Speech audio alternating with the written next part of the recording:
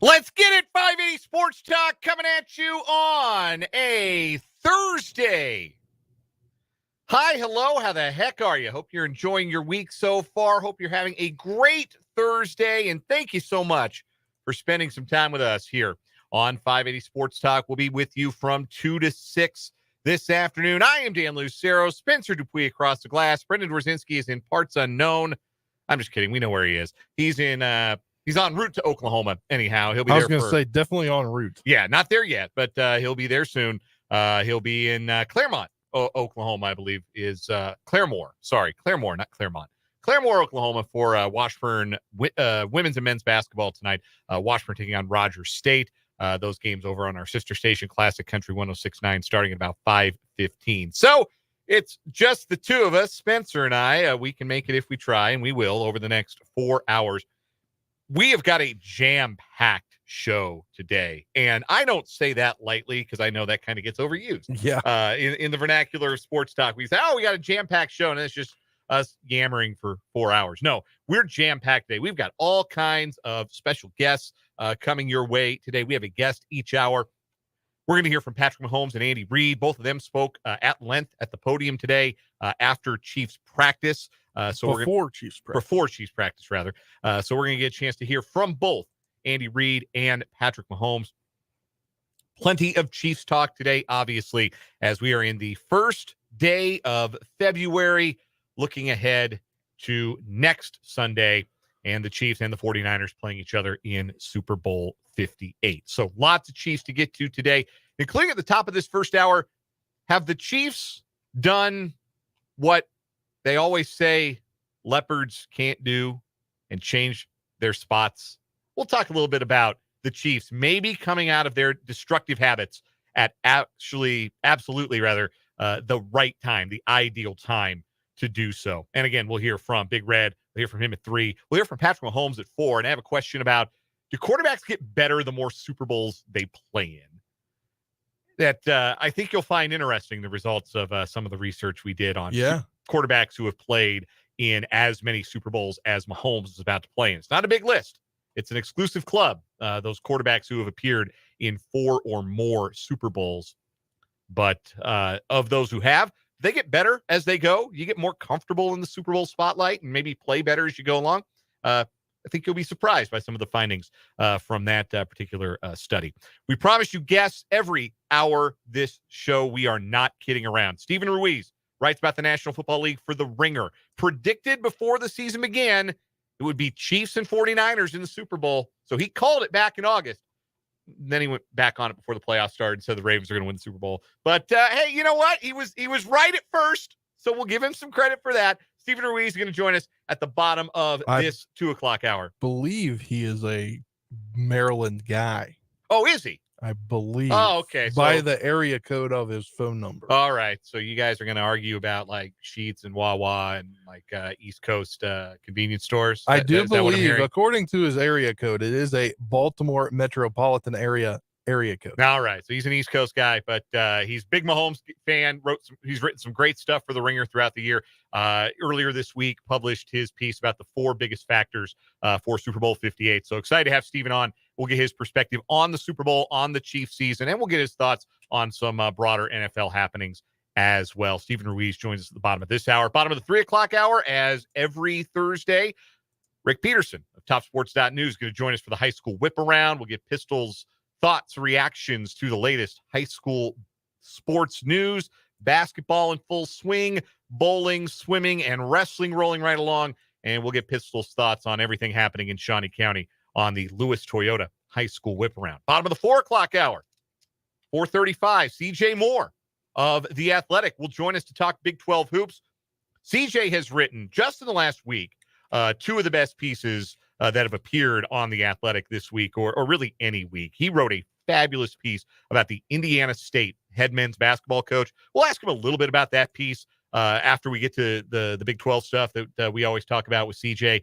But he's doing some fantastic feature writing at The Athletic lately, and we're excited to have CJ on to talk some ball. Certified ball knower CJ Moore joins us for the Big 12 breakdown, bottom of the 4 o'clock hour. Then, of course, 5 o'clock Thursdays, 5:35, we are joined by Mitch Holthus, the voice of the Kansas City Chiefs. We'll get Mitch's thoughts on the trip to Baltimore, the Chiefs' performance in winning the AFC Championship game, and a look ahead to a fourth Super Bowl week in 5 years for the Chiefs, and one unlike any other because it will be the first Super Bowl in Las Vegas. Mitch Holthus, joins us at 5:35. You are, as always, invited and encouraged to be part of the program here today. Live chat already popping off on the YouTube stream. Hello to all the folks watching us on YouTube today. We are always live and in color, and I'm actually in color today. I was gonna point that out. Yeah, so Brendan's not around, so I'm in the pilot chair today, and the lighting is much better, so I am not a ghost-like visage on the YouTube today. I look much better. I approve. I also will say, as the I guess producer of this show, that's technically my title. Yes. I will say your audio seems a little bit crisper today. Well, that microphone is a little bit crisper than yours. Maybe it's even processed better. That's very possible. They do whatever they can to make Brendan look better than me. And now today I get to sit in because it used to be, Jake sat here for many years, and then over time he flipped over. He sat across the table because he has no ego whatsoever, and was gracious enough to let Brendan sit behind the better processed mic, I guess. I don't know. I will have to go back and listen for myself to see, but that's inside baseball. We are on YouTube. 580 Sports Talk is the YouTube channel. You can also find us on our Twitter, twitter.com/580 Sports Talk. You can follow us on Twitter. You can find us on YouTube. Subscribe to the YouTube page, 580 Sports Talk. You can watch us live. You can watch the archive shows as well. We appreciate you following along. And as I mentioned, there's already activity in the YouTube chat. You can also hit us up on the text line. Text line is wide open today, 785-272-9429. Eager to hear your thoughts, Chiefs fans, as we are 10 days away from Super Bowl Sunday. All season long, Spencer, and you weren't around for all of it. You're still just kind of getting your toes. Maybe you're up to your ankles or knees in it by now, just being here for a few weeks. But all regular season long, the Chiefs battled the same issues.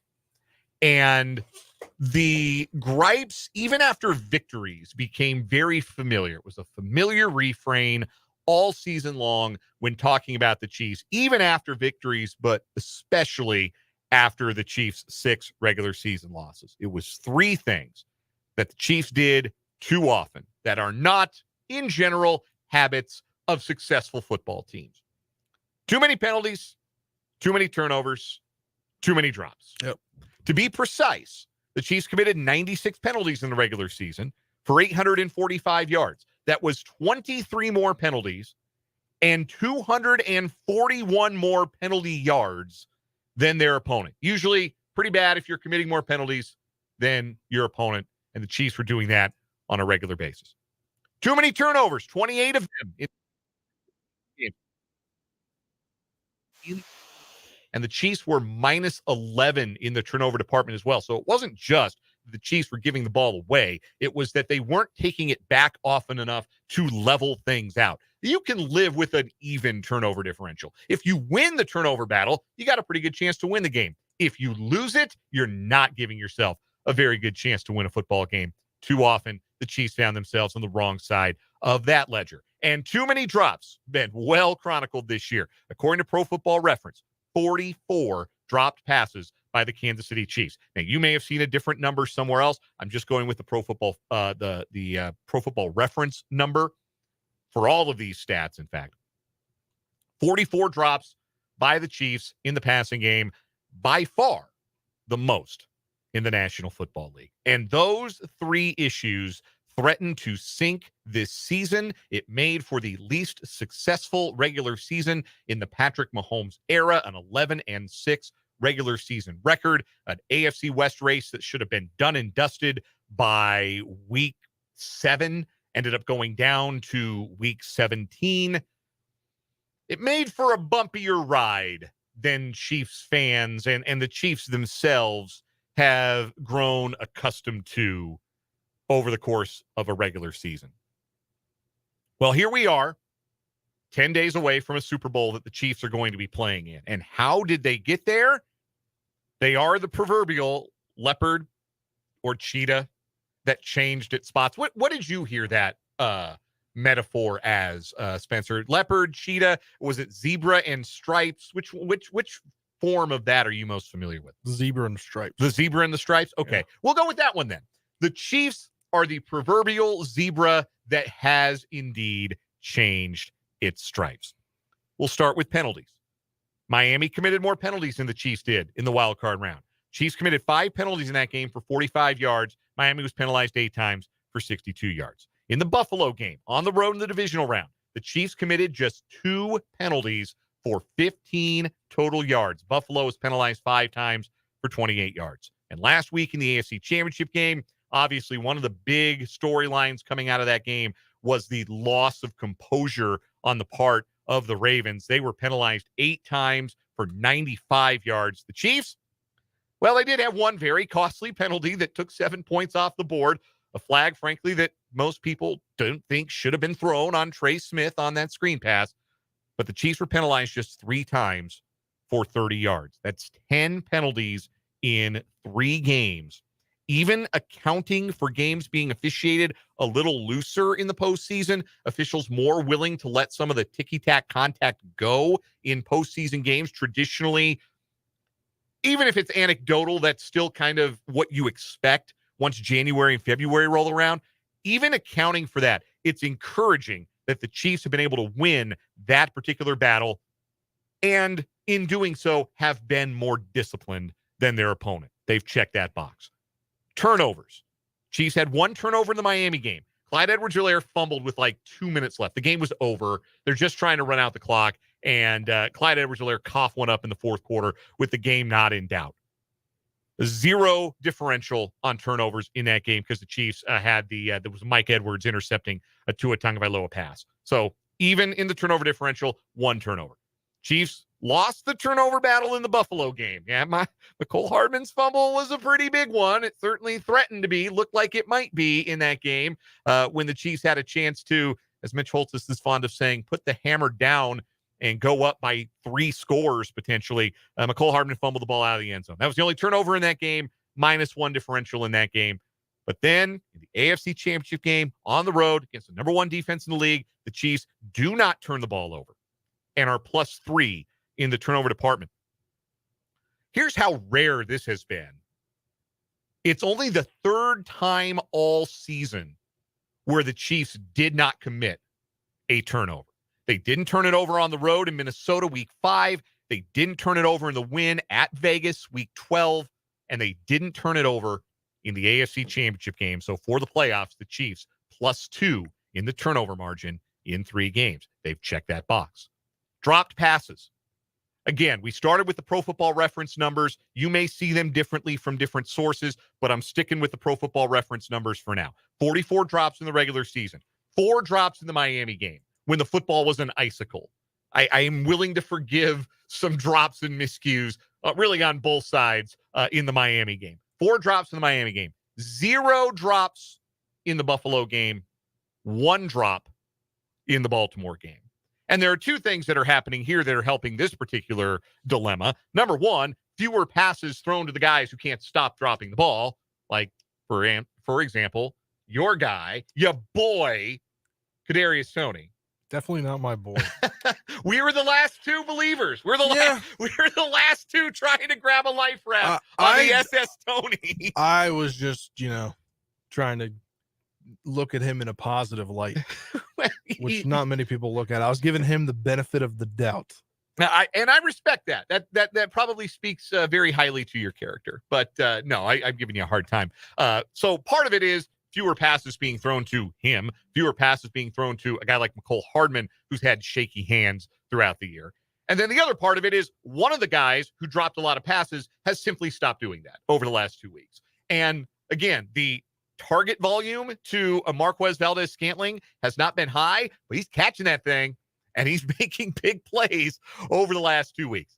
They've checked that box. Penalties, turnovers, and drops. Those were the biggest problems for the Chiefs throughout the season, and they've cleaned them up in the crucible of the postseason. And Spencer, what that says to me is that when you're a veteran team and you put all your eggs in the Super Bowl basket, that there is a different level of focus that comes into play.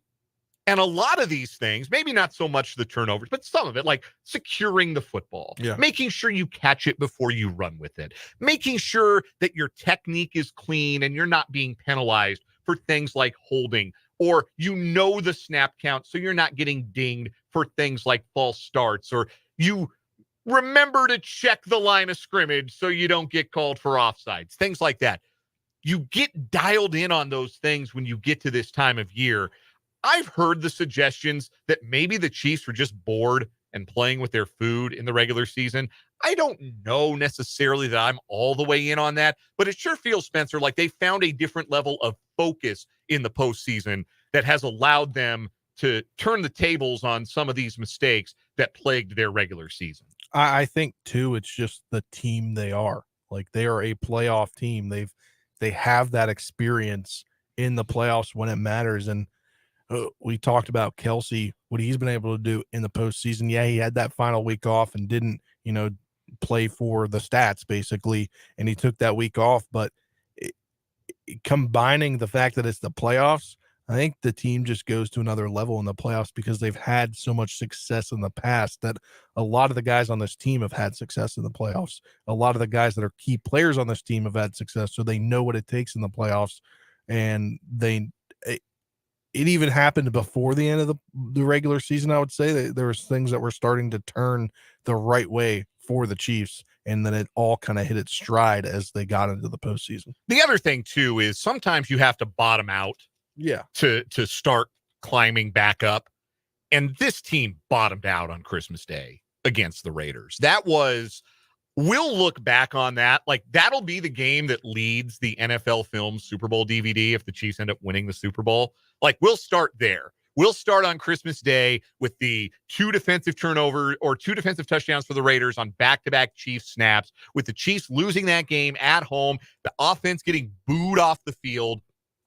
That's where you're going to start the narrative of this particular Chiefs team. I think you start it there anyway, whether they win the Super Bowl or not. I don't think they make this run without having bottomed out in the fashion that they did against the Raiders, because that brought a veteran group together to essentially look around the room and be accountable and say, hey, this can't happen again. What do we have to do as a group that has largely been intact and played together through at least a decent multi-year portion of this Super Bowl run? What do we have to do individually to make sure this does not happen again? Because if this keeps happening, we're going to fall so short of our goal that this season can't be considered anything other than a failure. Exactly. So when that happened, I really do think it renewed the focus, it renewed the sharpness, and it does make it frustrating that it happened throughout the regular season, that it cost you games in the regular season, that, like, let's say they get if they get the Bills game in the regular season, if Kadarius Toney pays attention to where he's lined up and they win the Bills game, they play at home in the second round, in the divisional round of the playoffs. If Marquez Valdez-Scantling catches the deep ball against the Eagles, that's another win. If Toney doesn't volleyball set a pick six into Brian Branch's hands in week one, maybe the Chiefs win that game. We kept saying it, and it was as much a refrain as too many penalties, too many drops, too many mistakes. We kept saying those are the only things that are keeping this team from looking like we kind of expect the Chiefs to look by the time the season comes to an end, a 13-win or a 14-win football team. They didn't get there. That had to be frustrating, but they have played. When you evaluate this matchup coming up next Sunday, they have played more like a team that won 13, 14 games in the regular season. And if they had that record instead of an 11-6 record, do you think they would be the underdogs against San Francisco going into this matchup? I really don't. Definitely not. So I think that this is a team that has been dialed in. And Vance makes a good point in the YouTube a big part of the fact that they are used to the heat of the spotlight of the postseason, kind of like what you were saying, Spencer. It's a bit of a been there, done that. Like, we know exactly, we have the answers. Well, I think too, we wouldn't even have if all those things you said went in the Chiefs' way, and they were indeed the number 1 seed, had a bye in the first round, were at home the whole playoffs. We wouldn't be talking about the storyline here that they're the team, they're the villain of the playoffs this year, because like there's a whole storyline that would be taken out of this Chiefs team if those 3 or 4 things went their way and they won those games. That's true. They may be missing that. They maybe needed that chip on their shoulder, having to hear for an entire week going into the Buffalo game. And Buffalo's the hot team. Yeah, and Patrick Mahomes has never won a road game in the playoffs. And the week after that, Baltimore's been the best team in the AFC. Maybe they needed that. Maybe, and on the one hand, you shouldn't need things like that, but on the other hand, sometimes that's what brings the best out of competitors, right? Is that challenge, is that to find that chip on your shoulder. And this team has, and whatever reason they want to attribute it to, they have cleaned up the biggest reasons why this regular season felt like a disappointment, and the playoffs, as a result, have felt like a pretty typical Chiefs playoff run over the course, and maybe even the better of the Chiefs playoff runs over these last 5-6 seasons. Yeah, and yesterday there was a good quote on it from the Pat McAfee show. Travis Kelce joined them, and he talked about playing the villain role. And I feel like there's sometimes when you get players on talk shows with former players, they speak differently than they do to the media. So yeah, I feel like we got a little bit more from Travis yesterday. A little more honesty, you think? Yeah, a little more like I'm feeling comfortable what I'm saying, rather than just somebody asking him that question at the podium. Sure. I do. I think that has played a role for the Chiefs. I think it has been valuable, and whatever they want to attribute it to, there's no denying the numbers bear it out. They have been more dialed in. They have cleaned up some of the biggest issues that they've had, and now they stand 1 win away from another championship. We're going to take a break here on 580 Sports Talk. Our first break. We got Stephen Ruiz, NFL writer for The Athletic, coming up in about 10 minutes or so. Stay tuned for that jam-packed program today. We're glad you're along for the ride on 580 Sports Talk.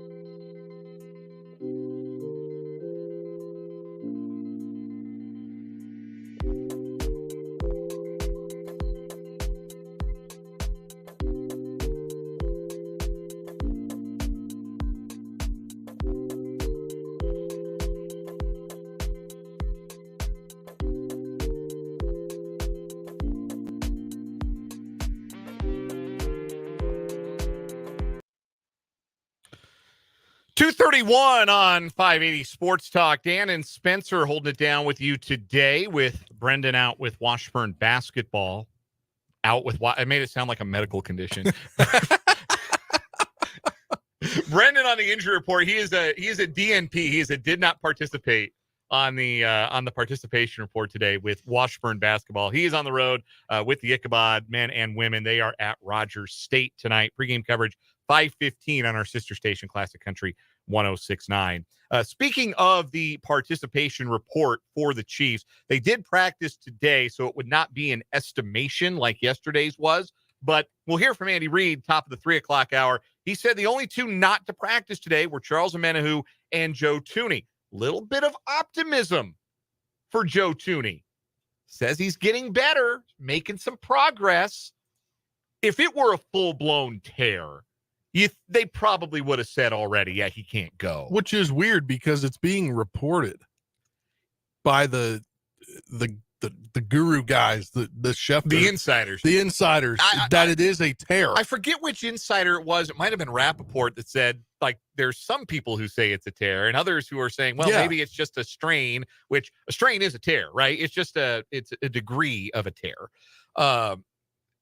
So basically it's just the degree of tear that he has and the level of pain management he's able to do in 10 days will determine whether or not Joe Thuney can play. Charles Omenihu, who's not going to play. He's on he's got the torn ACL. They haven't IR'd him. I'm assuming they will, and they just haven't identified a player they want to pick up yet or elevate from their practice squad. Yeah, right? And they don't. I mean, they're obviously in no hurry to do that because everybody's getting a chance to practice, but they'll take their time with that. But that's good news. Obviously, if those were the only two who did not practice today, obviously that's good news for Chris Jones and Isaiah Pacheco, who were estimated DNPs yesterday. Jones with a quad, Isaiah Pacheco with a toe and an ankle. By the way, if you missed the 49ers one from yesterday, the only estimated DNP they had was George Kittle, their star tight end, dealing with a toe injury. They had two players listed as limited. Oren Burks, linebacker who didn't play in the NFC Championship game. He's dealing with a shoulder injury. Ambry Thomas, their nickel corner, has an ankle injury. A couple of defensive tackles, Eric Armstead and Kalia Davis, would have both been full participants. Davis is in his 21-day return window from injured reserve and kind of just a reserve player. Eric Armstead obviously starts up front for the 49ers. They had a much smaller estimated participation report yesterday. I'm sure we'll see some fuller ones later on, and we'll get to those when headlines roll around. But let me double back on Thuney. Nick Allegretti played a pretty good game in the AFC Championship game. Really cool. I don't know if people saw the interview that he did. I think it was with KSHB 41 out of Kansas City. It was one of the Kansas City news outlets that talked to Allegretti after the game. He was emotional on the field, just describing what the week had been like, the preparation to know that, you've got a week to step in for not just a leader on that offensive line, but an all-pro at left guard and match up against Justin Madubuike, one of the best pass rushing defensive tackles in the league. And look, Madubuike got him. Madubuike had, I think, a sack and a half, and one of those was directly one-on-one. He beat Allegretti for a sack. So that matchup did at some points tilt Madubuike's way, but Allegretti gave as good as he got, and his team won at the end of the day. His performance, I think, was adequate enough that if he plays to that level again in the Super Bowl, I think the Chiefs will probably be fine. And it won't be the first time he started a Super Bowl. He did start the ill-fated Super Bowl 55, but he was next to Mike Remmers, man. He had no chance. I think, too, he did well enough to where Andy Reid, there's one press conference, I don't know if it was the post-game or the Monday, he was talking about something else, and he goes, I don't want to forget Allegretti. He stepped in and played very well. Like, he was gonna not talk about him, but he wanted to make sure that he did mention that he thought he played extremely well.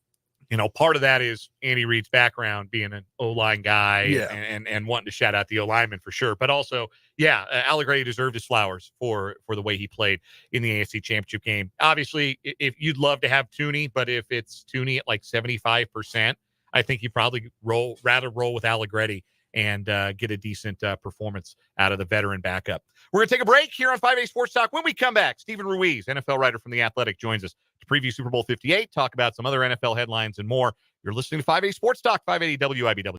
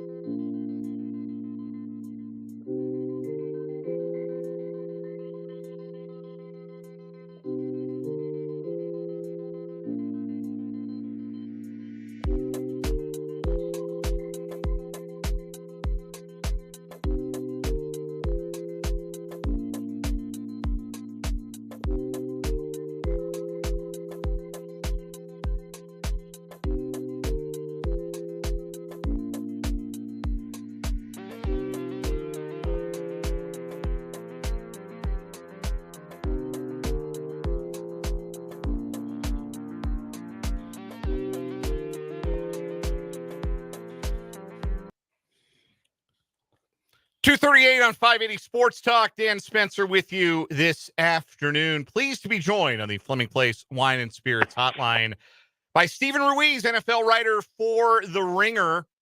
Stephen, you predicted that we would be here. Your preseason prediction of Chiefs 49ers came true. Here we are, Super Bowl 58, Chiefs 49ers. Do you feel more verified or grateful for having been right back in August, September, or do you have a little egg on your face because you went back on it and said the Chiefs weren't going to make the Super Bowl when the playoffs started? I forgot that I even this matchup for the Super Bowl, so I'm kind of happy you brought it up. Yeah, I'm a genius, obviously. I'm smart, and stop the count at the preseason. I didn't make any predictions after that. Well, you did point out. I was going back and I read the Ringer staff's pre-playoffs prediction, and you said a thing that I think a lot of people probably felt, not just on the media perspective, but I think a lot of people in the Chiefs kingdom might have felt like this Chiefs team doesn't have the juice. They don't have what it takes. They don't feel like a Super Bowl team this year. What has happened the last 3 weeks for the Chiefs to get the juice back? What's been the most important factor in that as far as you're concerned? I think it's Travis Kelce returning to form, and like it was something that we had been talking about on the Ringer podcast like all season long. Is like is Travis Kelce hurt? Is he kind of washed up? Is he like he wasn't producing at the same level he had been? I think it might have been a combination of both. I think he suffered the ankle injury. I think it was the Vikings game early in the year, and he obviously missed the first game of the season. And I think that really slowed him down, and you could see it in kind of how he was used down to down. He wasn't really used on first down a lot, which is kind of odd when you think about a tight end. And I think we just lost Stephen in the middle of that answer. Stephen Ruiz, NFL writer for The Ringer. You can follow him on Twitter at the Stephen Ruiz. And we'll go ahead and try and get him back on the horn as soon as we can. Stephen does an outstanding job. Ringer NFL podcast, lots of great writing. Wrote a great preview of this game for the Ringer a couple of days ago about the 4 keys to Super Bowl 58, and we're going to get his thoughts on that as soon as we get him on the phone. And I think that should be momentary here, as we try and get Stephen Ruiz back on here, 580 Sports Talk, 580 WIBW FM 104.9. We have Stephen Ruiz back on the line. Stephen, I want to jump ahead now to looking at this matchup between the Chiefs and the 49ers. We were just talking about your piece, the 4 keys to Super Bowl 58. And one of the big ones, obviously, is going to be the chess match between Kyle Shanahan and his offense and Steve Spagnuolo and his defense. What, in your mind, does the Chiefs defense need to do that they have done well throughout the season to make sure that they limit the impact of Brock Purdy and these outstanding skill guys for the 49ers? They have to win on first and second down. They have to get Brock Purdy into third and long situations. They have to get him in must-pass situations where they can start to do some of their creative stuff. Some of the stuff that Spags has been celebrated for with the coverage rotations, the disguises, the blitzes. I think that's how you have to win this team. If you let this offense play on their terms, if they're ahead of the chains, if they're in first and 10 and second and 5 all day long, that's when they're dangerous. That's when they can do their motions and their matchup stuff where they put Juszczyk on the field as a fullback, but line them up somewhere and you kind of have to adjust to that. That's the game they want to play. And we've seen throughout the year when you take them out of this game, they tend to struggle. This is a front-running offense, and when they're not in the lead, when they're in second and long and third and long, they tend to struggle. They don't have, and this is almost by design, they don't really have a robust drop-back game because they put so much emphasis on those first 2 downs. And the Chiefs are kind of like the inverse of that, where if it's third and long, it's like no problem. Like Mahomes might be better on third down than he is on first down, which is kind of rare in this league. But the 49ers are, like many offenses, they need to be ahead of the chains to really run the offense like they do. We know that Steve Spagnuolo has made a name over the years for applying pressure to quarterbacks, usually bringing extra rusher or 2, and some of the blitz stuff he's come up with to silence Tua Tagovailoa and Josh Allen and Lamar Jackson these playoffs has been really, really impressive. The flip side of that is that Brock Purdy's numbers against the blitz are some of the best in the NFL. So what's the play you think for the Chiefs? Are they going to have to win with 4, or do you think there's a way to blitz Purdy effectively? You got to be selective with the blitzing. We saw that in Baltimore, or when they played Baltimore on Christmas.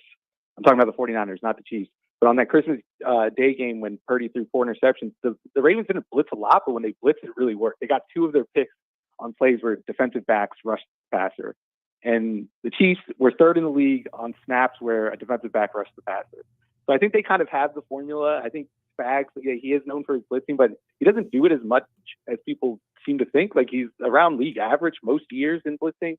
So I think he is one of those like smart, selective blitzers. He's not like a Wink Martindale type where it's going to be like cover 0 every snap, no matter what.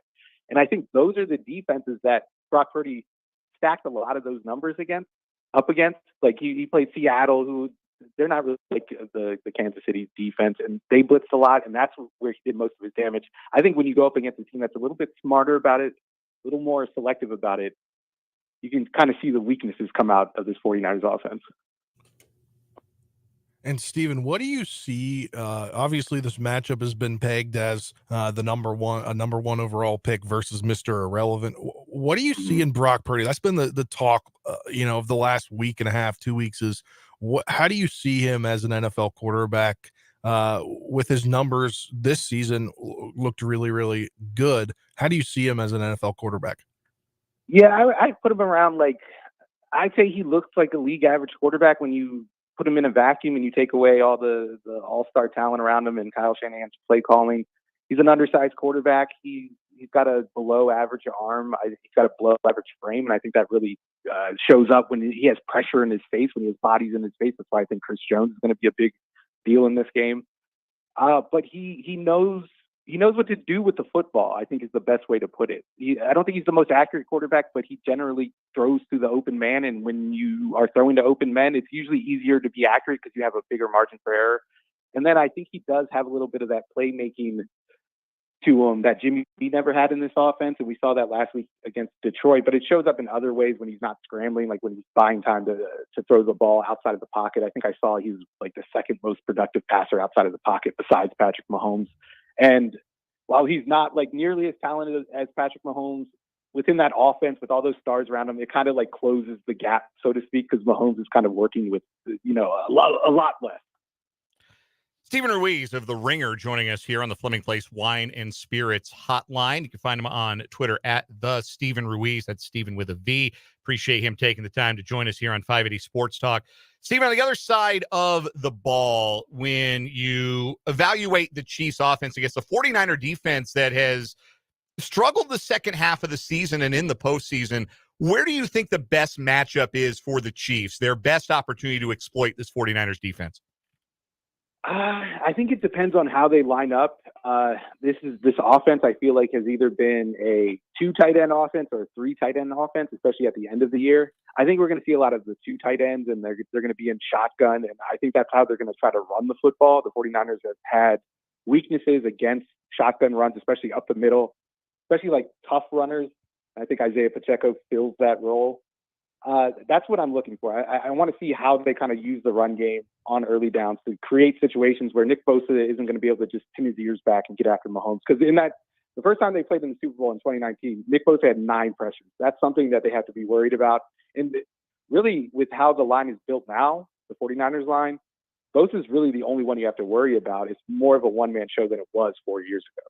How do you make that matchup between Bosa, and he'll probably be coming off of the right side of the line? It feels like maybe a little more often to be him against the much maligned Jawan Taylor, who's had a rocky first season in a Chiefs uniform.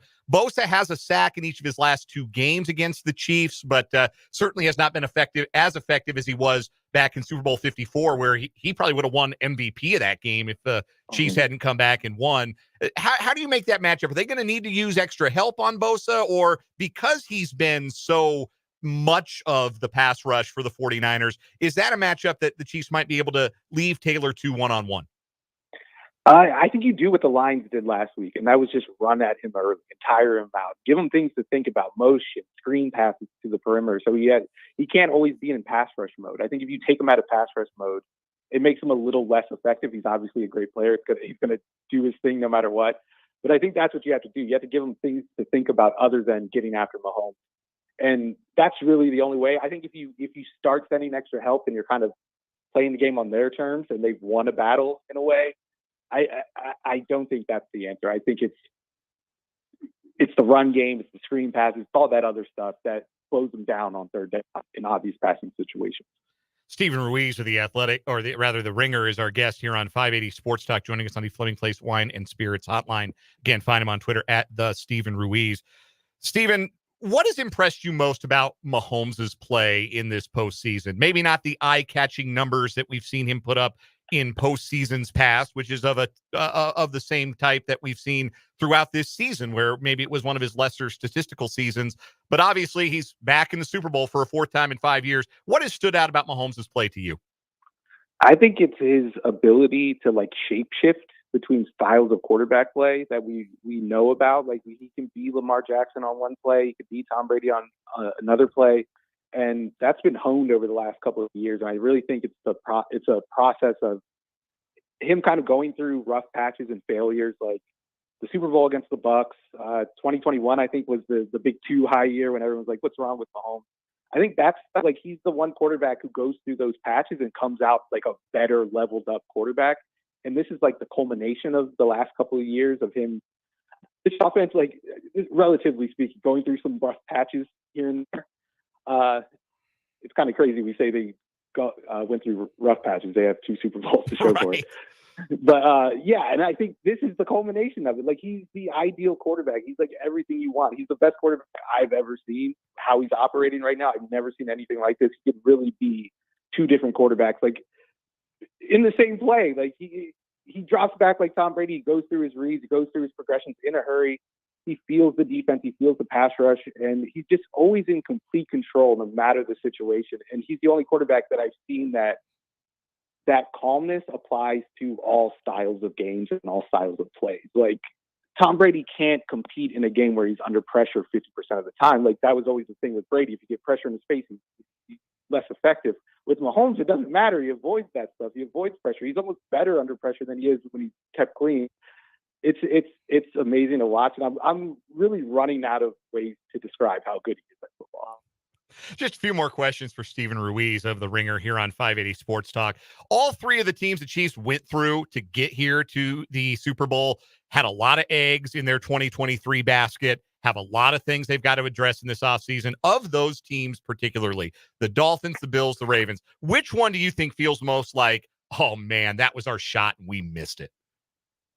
Oh, that's a good question. I think the Bills, just because of how they're currently constructed, the Sean McDermott version. I don't know if they go through a similar season next year, I wonder if Sean McDermott will be the coach the year after that. But I think this version of the Bills, this was their last big shot, because you did have Mahomes in a quote unquote down year, the offense in a down year. And still in the end, it was the same ending, the same conclusion, the same guy that beat them in the same way, basically. And I think for them, they've already gone through these big losses before this year. So this was just another one. And I feel like the Dolphins and the Ravens, it's almost the start of their kind of journey into trying to be a contender. The Ravens, we haven't really seen the version of the Ravens until this year. The Dolphins, we saw them last year, but we didn't see Tua healthy in the playoffs. Whereas the Bills, we've seen this movie, 4 times over the last 4 years. So I think that, maybe I'm just tired of the Bills losing to the Chiefs, but I think that felt like this was the last chance, the last best chance.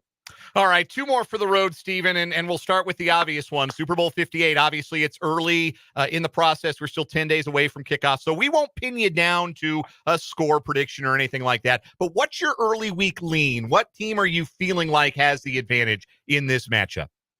I think it's Kansas City. I think they win by 10 points. I think it's a double-digit win.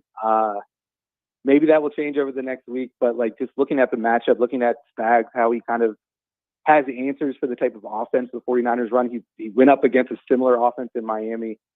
I think they're going to be ready. And I think just having Mahomes, who's been on this stage before, compared to Purdy, who has never been on the stage, I think it's a big factor that maybe some people will overlook. And lastly, since the NFL coaching carousel has stopped spinning, at least for now, which team made the best hire of the teams that have hired a new head coach? I got to go with Seattle. I think Mike McDonald is the real deal. I know we've seen a lot of hyped up coordinators fall flat on their face when they get a head job, but I think he has the goods. I've been around that team. I've covered that team a decent amount. And everyone you talk to says the same thing. This guy knows how to manage the locker room. He knows how to teach things to coaches and players, which I think is a big deal in this league. And it's something that's overlooked.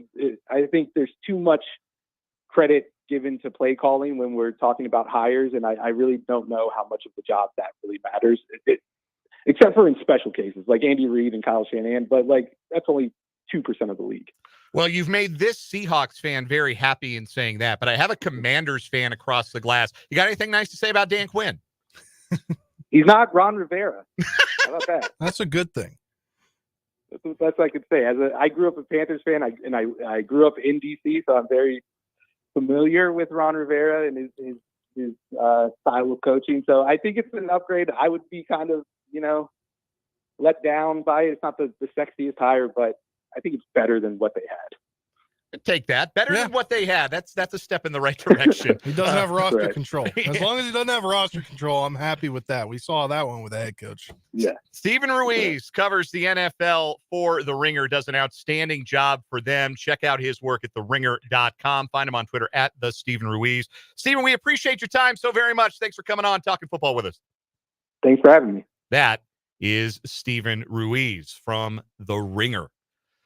Interesting point he made, and we'll explore this as we get closer to the game, Spencer, is the fact that there's a lot of similarity to what the 49ers run to what the Dolphins run. Yeah. And well, I wonder why. Yes. I mean, there's obvious similarities because they come from the same coaching tree, and Spags choked out the Dolphins twice this year. That's true. Choked them out. And maybe you think Purdy's a better quarterback than Tua Tagovailoa, and you think like broadly there's better skill talent for the 49ers, and there might be, but I had quite put two and two together on that. Hadn't quite thought about it in that way before. And now that I'm thinking about it in that way, I'm ready to start looking at some alternate spreads for this game. Yeah. That favor the Kansas City Chiefs. I don't know. You put that second Dolphins game. I don't know if I put that second Dolphins game on them being a Miami team and playing in the cold. In the frigid, not cold. It was frigid. Yeah, I don't know. It's going to be hard for me to shake the clip of Mike McDaniel saying we can't do bleep on the inside the NFL because they couldn't. They could not either time, really. That's going to do it for this first hour of the program. Coming up next hour, Rick Peterson, and we'll hear from Andy Reid on 580 Sports Talk.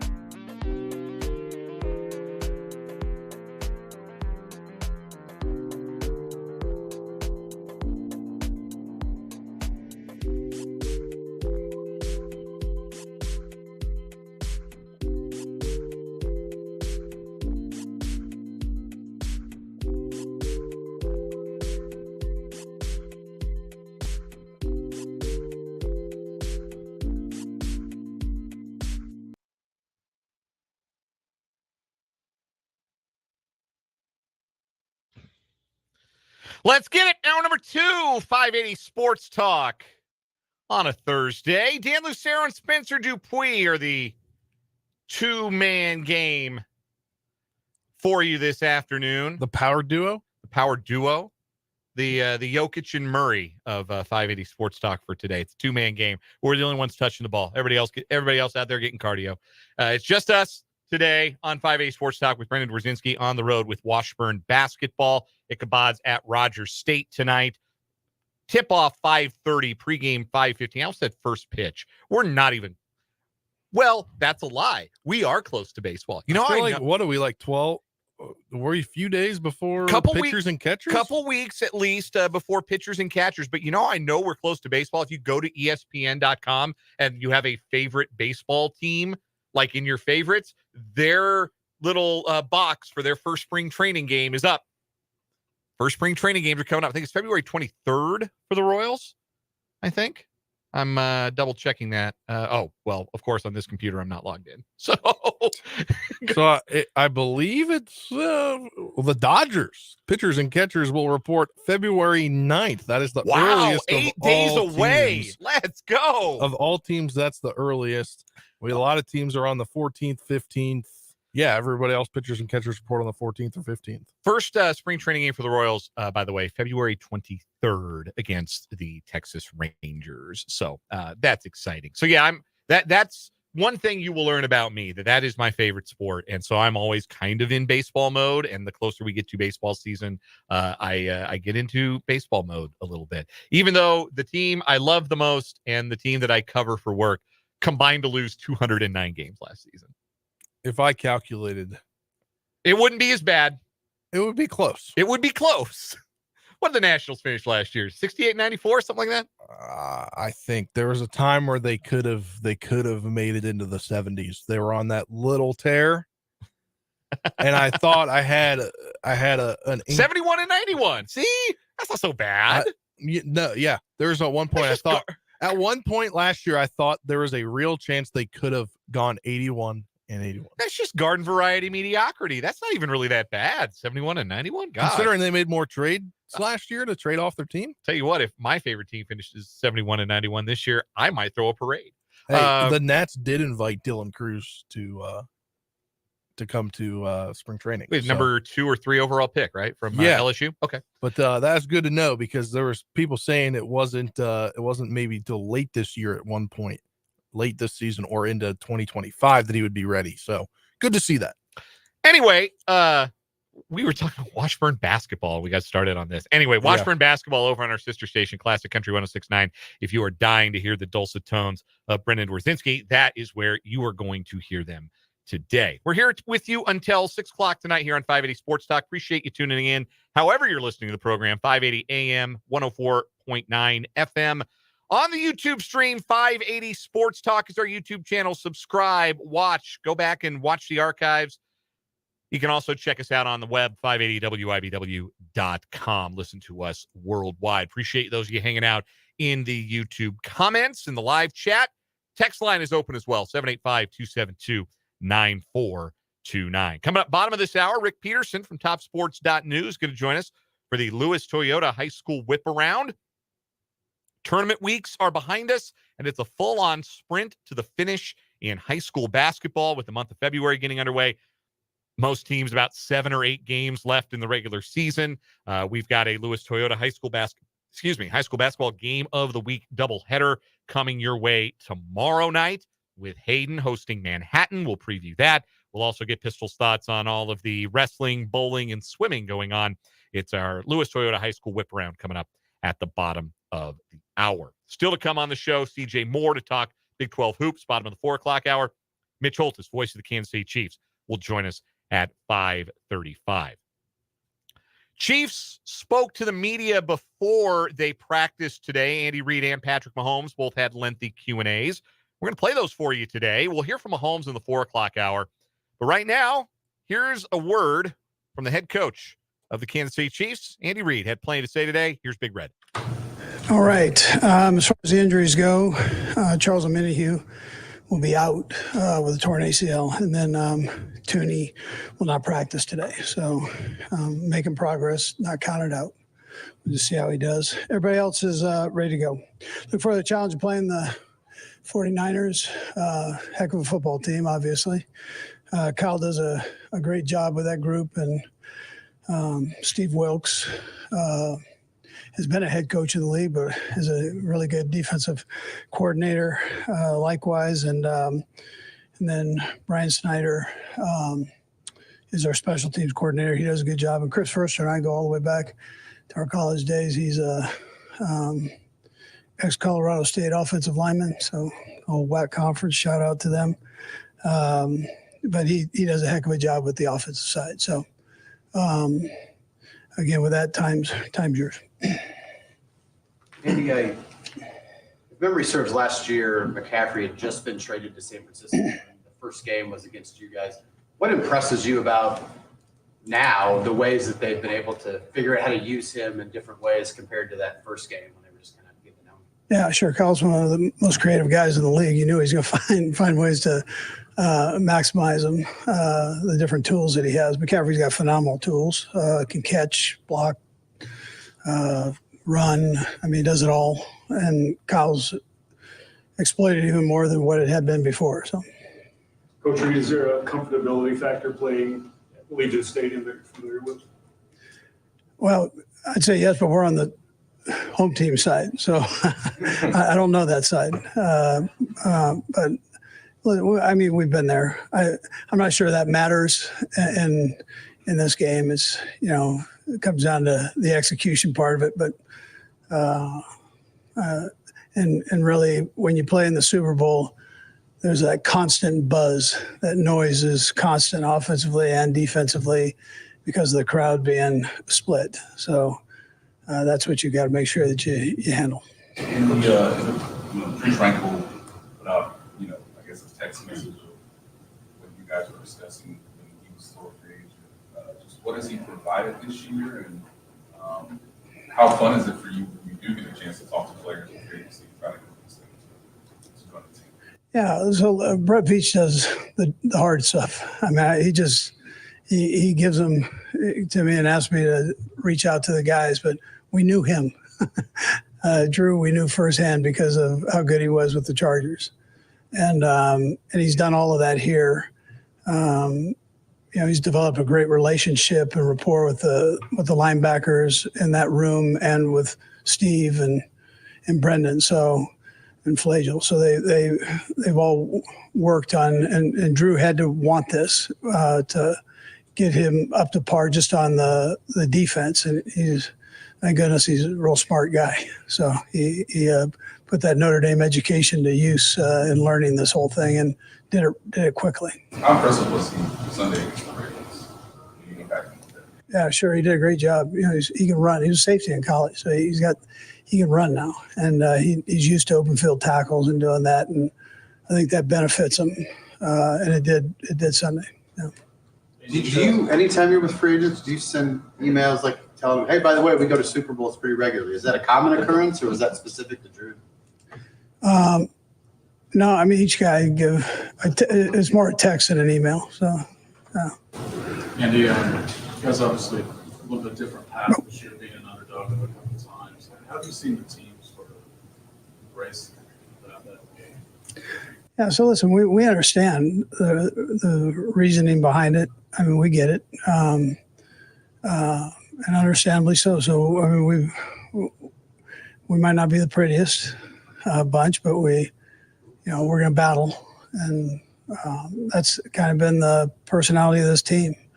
So, I don't think it bothers. It doesn't bother us. We understand. So, it is what it is.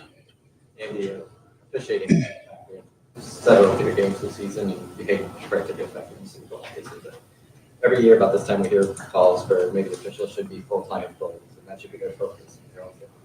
Where do you fall on that? Do you think it would make a difference in the quality of officiating? Yeah, well, they've started to do that. There are a handful of guys that are full-time right now.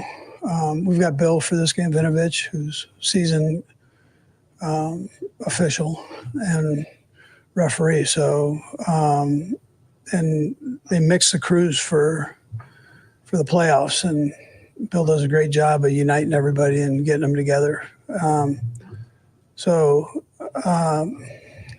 Listen, I know the league is doing what they can do on that phase, and they're gradually getting more guys that are doing it full time. So, Coach, Brock Purdy, I know kind of burst on the scene last year, continues to grow. He's had 2 comeback wins now in the playoffs. Coming from behind, one seems like a box that quarterbacks seem to be able to check right when it's not all going your way, but then also doing it in the playoffs. Is that a sign that he's, not just good, but maybe moving up the ladder of where quarterbacks rank? Yeah, listen, he's a heck of a player. I remember specifically one of the Saturday afternoons watching him in college, and I remember the head coach saying, "This guy has changed our program." So changing a program, that's something, big. And that's what he is. I mean, he's doing that in the National Football League. And last week he did as much with his legs as he did with his arms. So he ran the ball well. He's a good football player. He's smart, got a great feel for things. Yeah. Andy, you guys have been in the spotlight for a while and continue to be, and I know you're mostly in the bunker, especially now, but I seem to recall you getting recognized in Italy a few years ago. And I wonder if, elaborate on that a little bit, but is that also the most unusual place you've been recognized? You don't expect that. I don't. And but there are a lot of Americans over there. You don't put that. And they were having a basketball tournament, so I walk out of the hotel the first day, and there's a whole youth basketball team, and so they knew, and then you're not hiding anymore. So that's. They were yelling Mahomes, weren't they, or what were they? Yeah, they love Pat. They knew all our guys. So, but obviously Pat's he's got the face of it. So. Was that indeed the oddest or most unusual place that? Yeah, I would say so. Yeah. Pete, when it comes to Marquez Valdes-Scantling, I think his regular season probably hoped he was a little more productive. Just what he made of what he's been able to do in the postseason. Yeah, so I'm proud of him because he played well for us last year. This year, he had a couple drops in big situations. Didn't hang his head, didn't lose confidence, kept battling, working with Pat, and. He kept it going, figuring that it would turn around. And here he comes up with these last 2 games were huge catches, very similar to what he did last year in a couple of games. And so I'm happy that for him, most of all, and that he was able to kind of recover, or whatever you want to say, from what was going on earlier. Andy, what told you that he was going to come through on the other side, that if you stuck with him, he was going to? Yeah, he's smart and he's a hard worker. So, and that's as long as you've got skill mixed in with that, then you have a chance. So, but he's going to work at it, and he understands that you can go into a slump. Sometimes that ball looks big, sometimes it looks small, and he worked through that. Did a good job with it. Andy, to bounce off that, not just from Marquez, but just with anyone on the roster, just what's been the key to evaluating guys' mental fortitude to know that they're going to come in and be a hard worker and just gradually do the right things in this system? Well, I've got good leadership, not only as coaches, but in the locker room. You're not going to dog it with Pat Mahomes going full speed, Kelsey going full speed. I mean, you're just not. They're not going to allow you to do that, first of all, and then you watch them and you watch how they practice, and you know it's not a fit if you can't do that. And then Brett's not going to bring in guys that that dog, or jog, or whatever you want to call it. You've been to the Super Bowl a bunch of times now, and a couple of organizations, 4 out of 5 years. Is it still feel as fresh? I mean, you certainly can't take opportunities like this for granted, right? No, you respect the opportunity. I respect the opportunity of being a head football coach in the National Football League. I mean, Vahe and I started way back when we were both scrub buckets, man. So, I mean, to have the opportunity to do this is a real privilege. And, So every day I cherish it. And so this moment, you cherish it. It lasts the two teams standing. So, a very competitive business. You go 3 more. Nate, start with you. Andy, a couple weeks ago, Clyde shared with us his reasoning for wanting to go to medical school. Obviously, you went through it, obviously, before. Other guys, obviously, Ron comes to mind. Just what is it about what you've learned about Clyde over this last year, sort of seeing him go from, being an NFL player to obviously trying to figure out what the next stage of his life will be? Yeah, sure. Well, he grew up with a great mom who's an example to him for that. She's in the business, and so and then he's a smart kid. I mean, he gets it, and he's mature. So you figured he would. That's not the only thing he could do. I mean, you figure that he would find something that he wanted to do and go do it. You have confidence that that life after football is going to be okay for him. And given the fact that he's doing it now during the course of the season, just what's impressive about that, given the fact that you guys are still relying on the front? Yeah, sure. No, that's great. I encourage it. It hasn't affected his play or the time spent making sure that he's playing good, and so I would encourage that. I mean, I'm all in with him. Last 2, Neil and Blair. Coach, what's to say about the guys in that room, that they stuck together and that they fought? You guys start 6-2 and have that rush back. What's it say about them that they were able to get it back? Yeah, it's a tribute to their strength as a group, welcoming in new guys with high expectations and still making it work. Not pushing anybody out the door because maybe it started a little slow, and or even that they started slow, they didn't hang their head and kept pushing forward. So that develops. I always sit there on that first day of a training camp and tell you every year is different. Every team's different. Well, this one's different than any of the other ones, right? So, and they've grown together, which is neat to watch. Last one. Follow up on Vahe's question about recognition. Appearing in the commercials, changed that for you at all? Do you find people outside of football recognizing you more because of the appearances on State Farm and others? Yeah, probably. I'd probably say yes. Yeah, when I get out there, so I'm not how much, but I'd say yes. I mean, that's yeah. I'd say I don't want to stand up here and sound like a movie star because I'm not very good at that, but I appreciate people enjoying nuggies. Do you have a SAG card? A what? A SAG card? No, I don't think I do. No. All right, thanks. All right, guys. All right, thanks.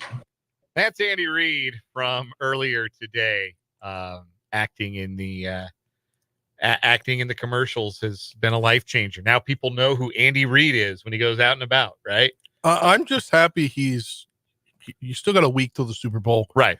He can have some fun in his press conference and not be 100% serious all the time. It's a little less life or death when you've won one. That you too. Don't feel like, I mean, obviously the outcome you prefer is to win and not lose, but it does probably feel a little bit less life or death when A, you've won 2 and your legacy is pretty secure, and B, you've done this before. And so you can have a little bit more fun with it when you've experienced everything that goes in it. And you're more confident in your preparation and your routine. And so when you get a chance, you're not standing up at that podium wondering like, is this a waste of my time? Yes, it's a waste of my time. I should be doing something else. I should be watching more film. I should be looking for an advantage. No, you know that this can be this, and game preparation can be game preparation. And that probably goes into why he was willing to do those commercials. I mean, the money obviously an aspect to it, but I'm sure that's not bad. Yeah, it's not bad, but I mean, free candy too. He did mention that earlier in the year when the Snickers ad came out. The reprise of did you remember when that was first a commercial? The chefs. Yeah. So it was a reprise of an old commercial that Andy Reid did for Snickers. And when that first came out, people were asking him about it. And I believe he did mention that there was some free product that was enticement for doing that. I don't know, like, if you do State Farm ads, do you get free insurance? You get a discount on your insurance? They get one of those things. I'd do one just for a discount on my insurance. I'd love a discount on my car insurance. State Farm, hit my line. Especially checking out the rates I'd be paying here. Yeah. That's a little bigger area than where you came from, right? I mean, little bigger city, yeah. So no, it happens, and we've all been there. I am a State Farm person too. So shout out State Farm if you want. Yeah, shout out State Farm. Hit our line. Yeah, hit our line. No joke. One thing that Reid did say there that I want to touch on real quick. He was talking about MVS. Yeah. And how Marquez Valdes-Scantling has made big plays in each of the last 2 playoff games. And that's a guy who's been persona non grata among Chiefs fans all season long. He's been a scapegoat. He's been a whipping boy. He's been all of those things. And yet, when the game was on the line to go to the Super Bowl with one more first down, Patrick Mahomes laid that ball up for him and trusted he would catch it. Even if available evidence suggested that he does not deserve that level of trust, Patrick Mahomes trusted he would catch it. Andy Reid trusted to put him in that route, and MVS rewarded that trust. And I think, like, you go back last year to some of the moments that guys had in the playoffs last season, like Kadarius Toney's big punt return in the Super Bowl, or Sky Moore, who had been the punt returner at the beginning of last season, and that was not a good situation. I think he'd muffed 3 punts in the regular season, but he puts together a great punt return to set up the Chiefs in good field position to go and win the AFC Championship game. Andy Reid's nature as a coach has always been believing in second chances, believing in giving people opportunities and trusting in people to come good when their number is called. And sometimes from the outside, that can be infuriating when guys get chance after chance and it doesn't happen. When MVS is running 61 routes in a game and gets 1 target, you feel like, come on, Andy, do something different. Yeah. But if it's not Andy Reid in charge, maybe MVS isn't confident to make that play at the end of the AFC Championship game. I think that's something that kind of goes under discussed when it comes to Andy Reid, is how much his level of trust in his players and how much his willingness to keep giving guys opportunities and believing in their abilities, how much that has paid off for the Chiefs. And it has certainly paid off here down the stretch for the Chiefs, and MVS is a shining example of that. I thought it was interesting that Andy Reid brought that up. We're going to take a break here on 580 Sports Talk. Rick Peterson coming up in just a bit, but first we're going to play a little either or over under after this timeout on 580 WIBW.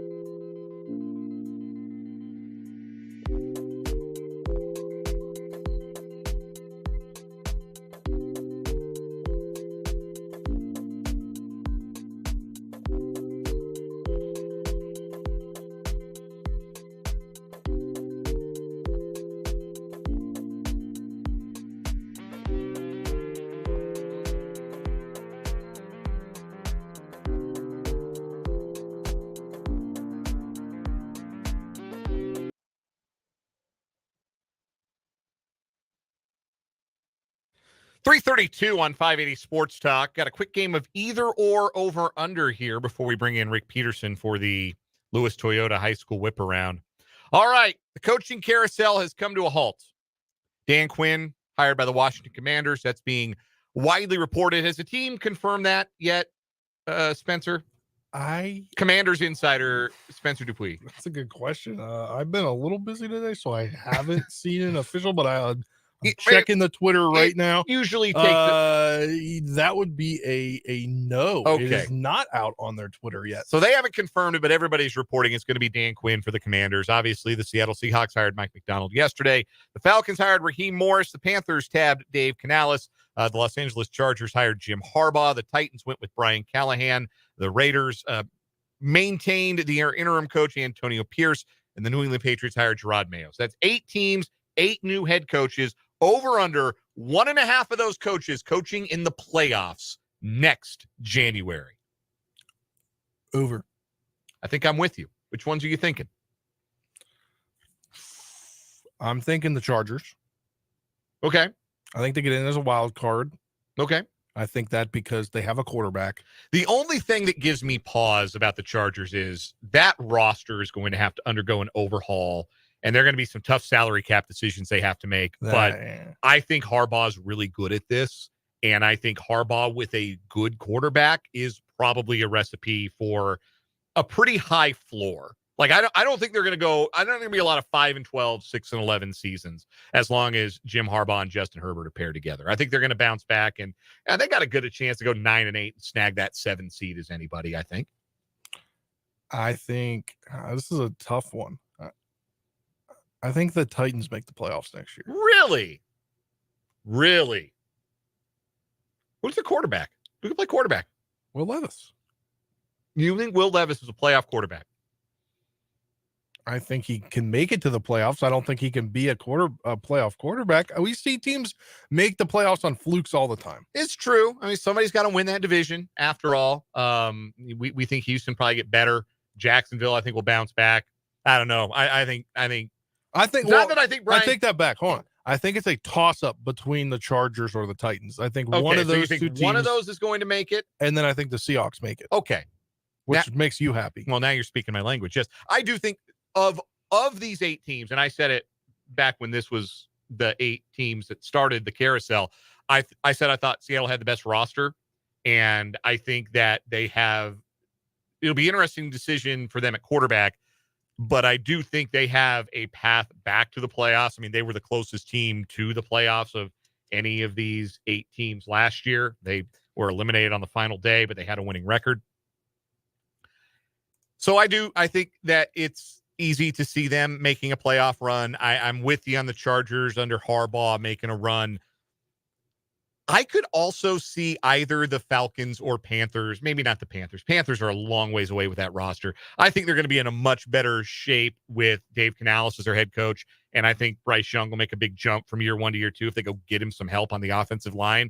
But, I could see the Falcons with a better offensive approach, and if they go find a quarterback, they go give Kirk Cousins some money or Russell Wilson some money, or they go find a quarterback in the draft, I could see the Falcons winning the NFC South next year. 100% I can see the Falcons winning the South next year. So I do. I'm going with the over as well. You have an either or over under today? I do. And it comes to its Super Bowl teams here, 49ers, Chiefs, second string, and you call it. It's a hard position to label second string because they come in all the time. Running back. Would you rather have Elijah Mitchell or a healthy Jerick McKinnon? A healthy Jet. I think that Elijah Mitchell's a good player, but man, this Chiefs offense, they've gotten it right with the 3 guys that they trust and the volume of carries that Pacheco's getting. I don't think I'd want McKinnon taking carries away necessarily from Pacheco, but where you really miss McKinnon is third down, and not only his blitz pickup ability, but his ability after the catch.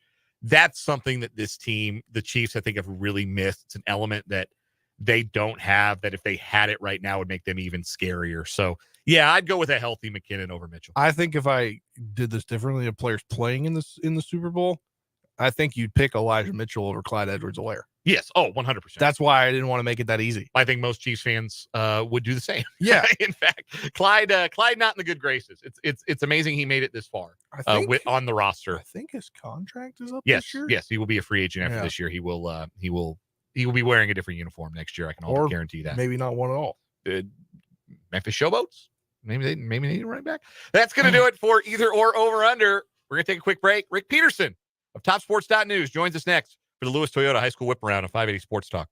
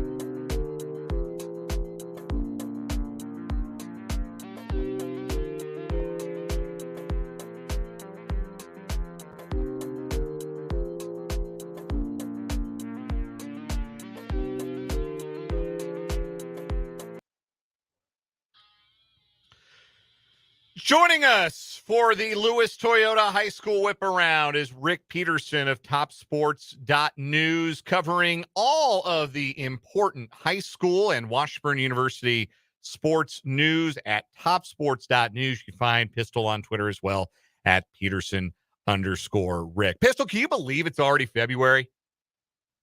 No, but I think this is my least favorite month of the year, but March is only a few days away. That's true. That's true. Well, February is upon us, which means tournament week is in the books. Both boys and the girls tournament weeks are past us. And we've got the sprint in February to the end of the regular season in basketball. Which girls teams had the best tournament weekends? Oh, well, Hayden, obviously, in the county, Rossville, very, very good. But I think Seaman had a good tournament week too. They suffered a loss, but then they bounced back and beat a really good Wichita Heights team. So, there were several teams. Shawnee Heights had been on, a little bit of a funk. They win their last two tournament games, then add another win. So I think they're, particularly on the girls' side, I think there are several teams that are starting to really come into their own. You had a chance to be at the Capital City Classic for some of that action. We carried it last week here on 580 WIBW. That was the tournament that Seaman was at and hosting. You mentioned them losing to eventual tournament champions Wichita South in the semifinals, their first loss of the year. Then they bounced back and beat Wichita Heights, who the night before had lost their first game of the season to Washburn Rural. So both Seaman and Rural come out of that at 2-1. And while I'm disappointed that we didn't get to see the Lady Vikes and the Lady Blues play against each other, how beneficial do you think that's going to be for both of those teams? Seaman hasn't, Well, Seaman played Tuesday night and won. Washburn Rural played and lost another top 10 game on Tuesday night to Blue Valley Northwest. But how important do you think that tournament experience is going to be for those two teams, Seaman and Washburn Rural in particular? Well, that was a heck of a tournament. I mean, it really was. And I really enjoyed, I like to see get a chance to see a lot of city teams in one setting. And I got to do that with 4 city teams. But then I really enjoyed getting a chance to watch Wichita Heights and Wichita South 3 straight days, because I think they're both tourney contenders. So I think to answer your question, I think it'll really help them, because you can't get enough good competition. I mean, and especially I think we're going into crunch time. February is when you kind of see some teams you've already seen before, blah, blah, blah. But then, month away, hey, it's go time. Rick Peterson of TopSports.News joining us for the Lewis Toyota High School Whip Around here on 580 Sports Talk. You mentioned the Hayden girls, 12-1 on the year after winning the Hiawatha Invitational last weekend. They're ranked number 2 in Class 3A by the KBCA, and they are one of the teams that will feature tomorrow night on our Lewis Toyota High School Basketball Game of the Week as Hayden plays host to Manhattan in Centennial League action. Hayden is obviously a very strong team, have been a strong team. They're on a lengthy winning streak now. They've just added Highland Park transfer Amelia Ramsey to the fold as another post option for Carvel Reynoldson's team. In their matchup against Manhattan tomorrow, and really moving forward for Hayden the rest of this regular season, what are you most interested to see from this Wildcat team that, again, has reeled off a 12-1 start? I think they're really playing well, as you mentioned, but I'm just intrigued by that 3A classification as a whole. I mean, how cool is it that you have 3 teams from Shawnee County holding down the top 3 spots in that class? Silver Lake 1, Hayden 2, Rossville 3. And to me, that's really cool. Now, we could talk all day about my feelings on how the small school sub-states are drawn up, but we don't have enough time. But I think Hayden has established themselves as a legitimate state contender. So now they just have to keep it going. I mean, that's what they have to do. It looks like they've handled the addition of Amelia Ramsey with no problem. She's worked right in with the girls that were already there, and I think they just need to keep going like they have. They have another game with Emporia. They have another game with Washburn Rural, so those are very important games for them. But I think Carvel Reynoldsson has to feel really good with how his team's playing, how they're meshing, and I think he has high hopes. Quick aside about that 3A class. You mentioned that Hayden is number 2, Silver Lake number 1 in 3A girls, the only unbeaten team in the class. Rossville is number 3. And of course, due to their geographic proximity, they are in the same sub-state. Riley County's hosting that one this year. Nemaha Central, I believe, is also in the top 10. Yes. They're 3rd in that sub-state. Also, Minneapolis is in that sub-state. They've got 10 wins. There are 2 other sub-states that don't have a team with double-figure wins yet this season. But again, like you said, if you got us both started on that, we'd never take another commercial break. It would just go forever and ever. So let's shift our gears then. Look at that boys matchup on our Lewis Toyota High School Basketball Game of the Week tomorrow night with Hayden hosting Manhattan. It's been a rough spell for Trey Brown's Wildcats. They've dealt with a lot of injuries, haven't won a game since the calendar flipped to 2024. They're getting guys back healthy. Dom Ridley's back in the lineup. Jacob Padilla's back in the lineup. Do you think there's a February run in this Hayden team? Yes, I think there's a sub-state run in this team. I think when I look at that sub-state, I think the team that would worry me the most is Sabetha.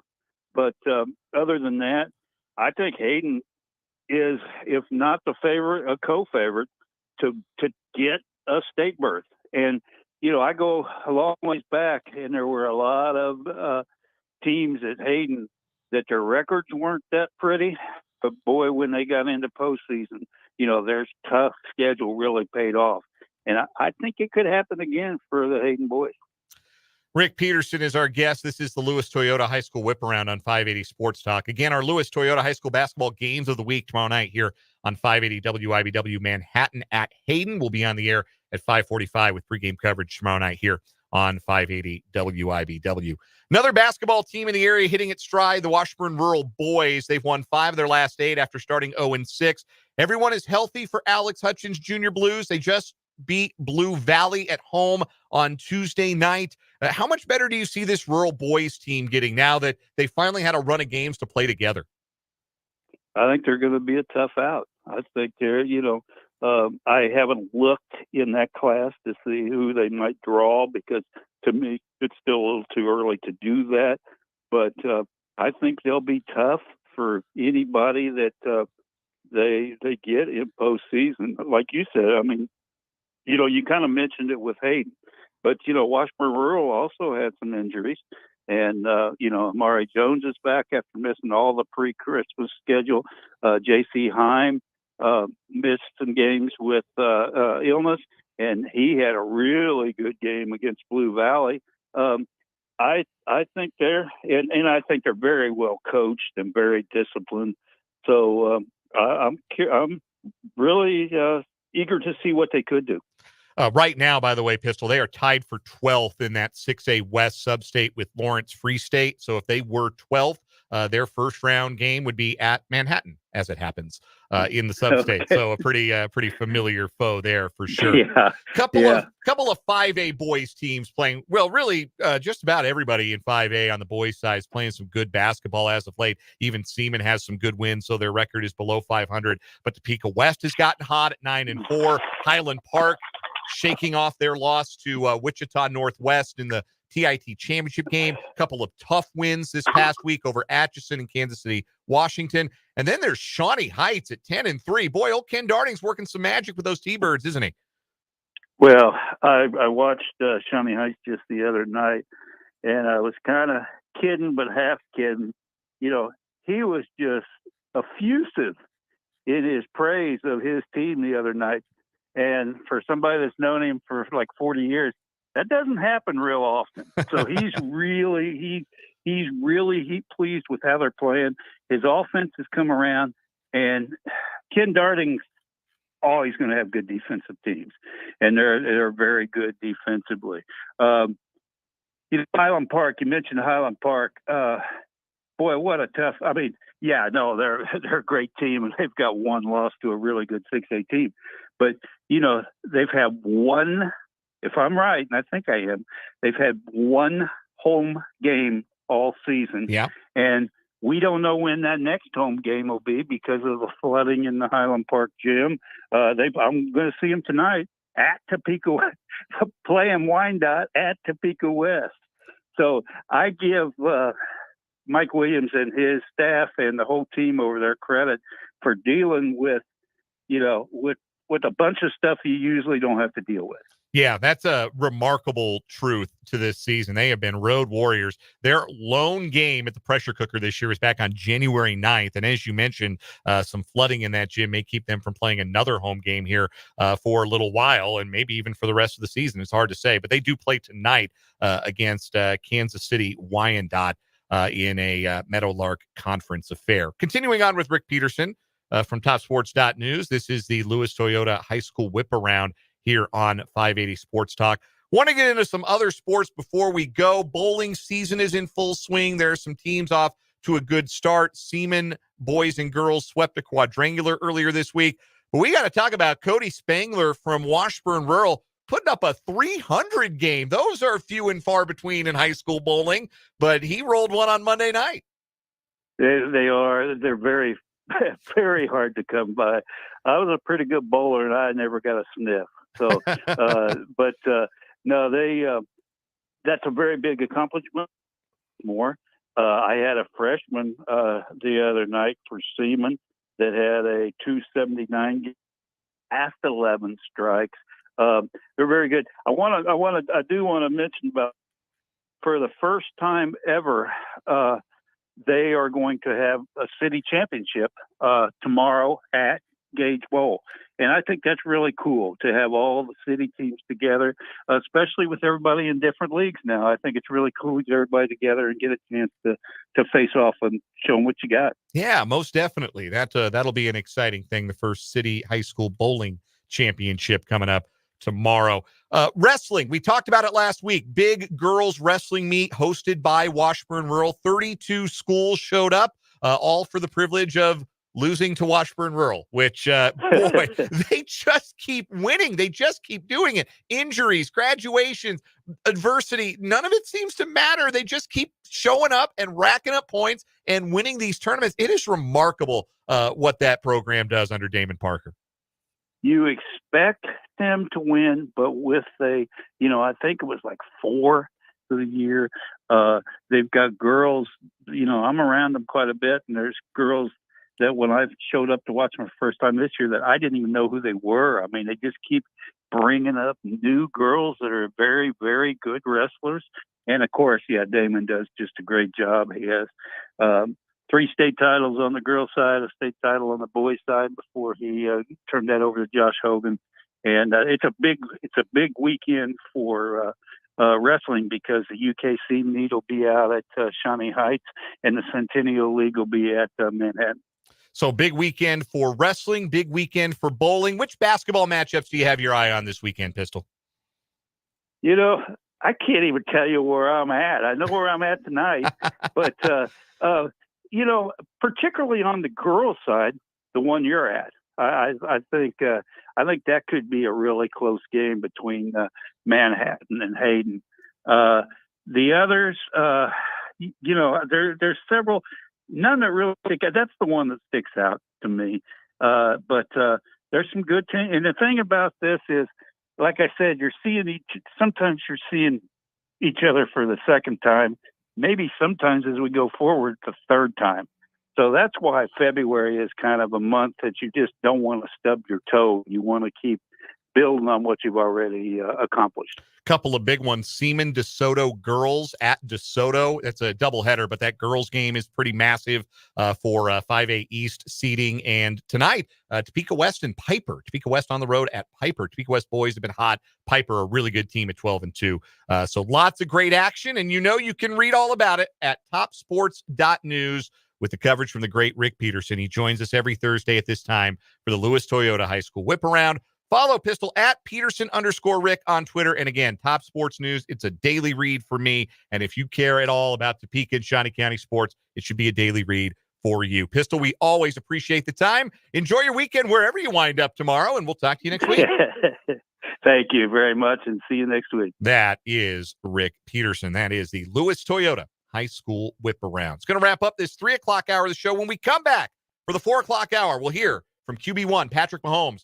Do quarterbacks get better the more Super Bowls they play in? You might be surprised at the answer. Plus, what is wrong with you and CJ Moore? That's all coming up in the 4 o'clock hour of 580 Sports Talk.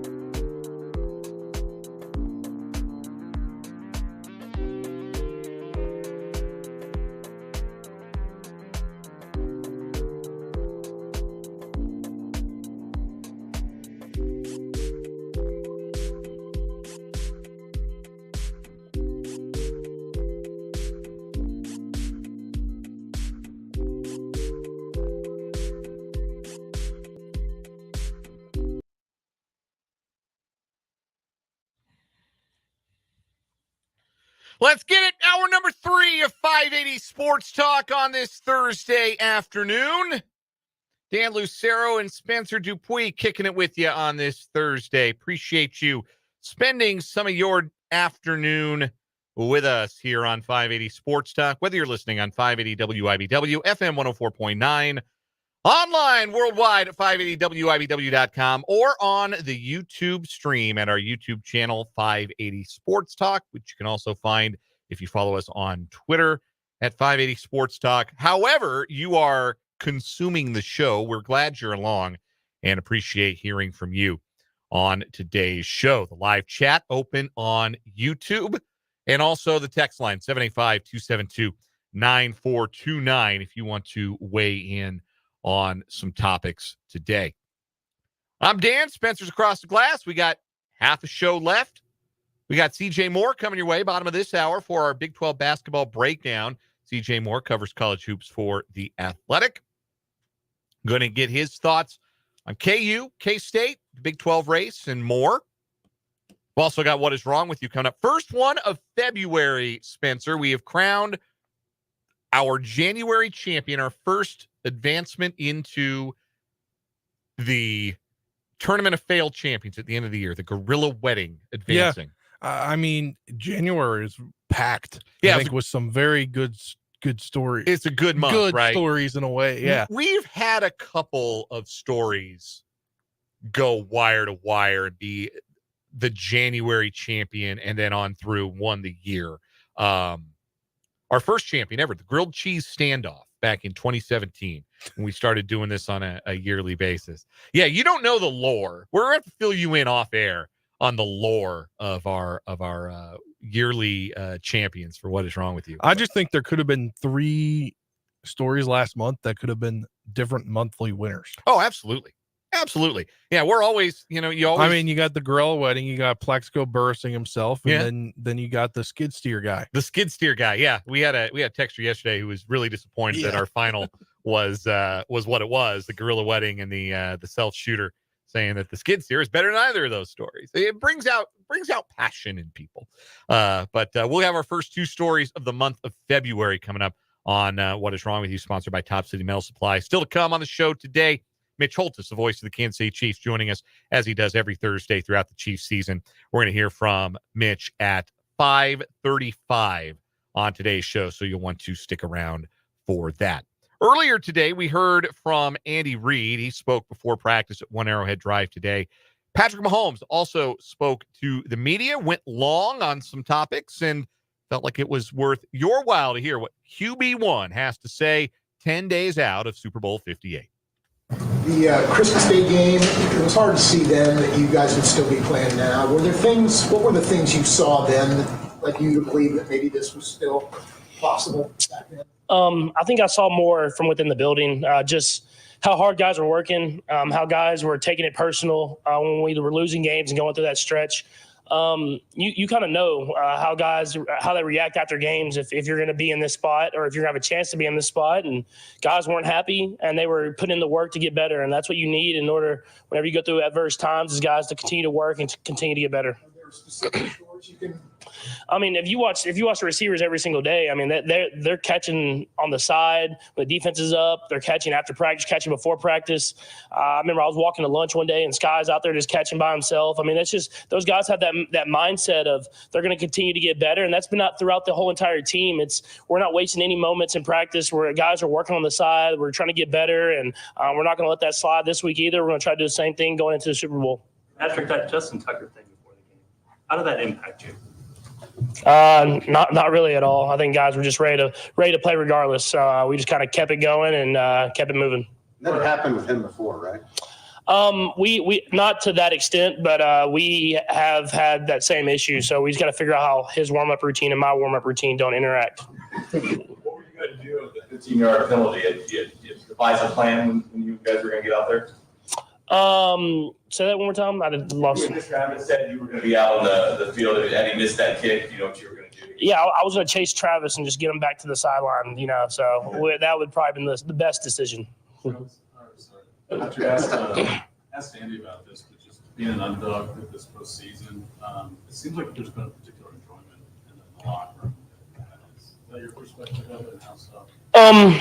I think for some guys, for sure. I mean, we just haven't had that aspect, so it kind of lit a fire, I think, under some guys, including myself. But at the end of the day, it's playoff games. I mean, you want to win. I mean, this is what you kind of play for, and I think that fire would have been, regardless if we were underdog or not, that fire would have been lit because this is the time of year that you work for and you put in those hard practices for. And I think we have that mindset: if we're going to practice the way we do and we're going to work the way we work, we're not going to let it slide by, and we're going to make sure that we maximize our opportunity every time we're out there. Having the defense that you have, you mentioned having to adjust your mentality. 17-10 gave you a little bit more rare in previous years. How have you had to temper maybe your aggressive mentality when maybe other years you may be a little bit more active to go down?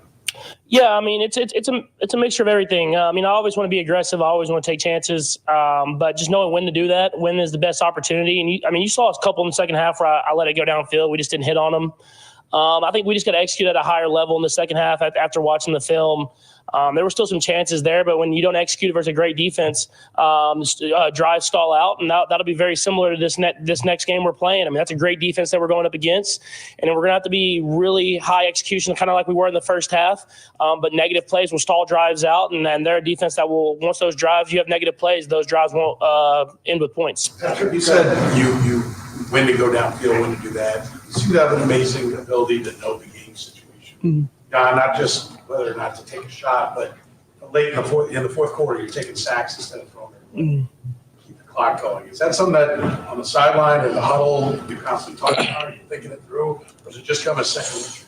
I think it's we have these meetings. Travis hates them. Where we have these meetings where we go over every single situation every single week, and we just go through them. They're long, repetitive meetings, but we actually show film from games in previous years or previous weeks, and they talk through the different stuff.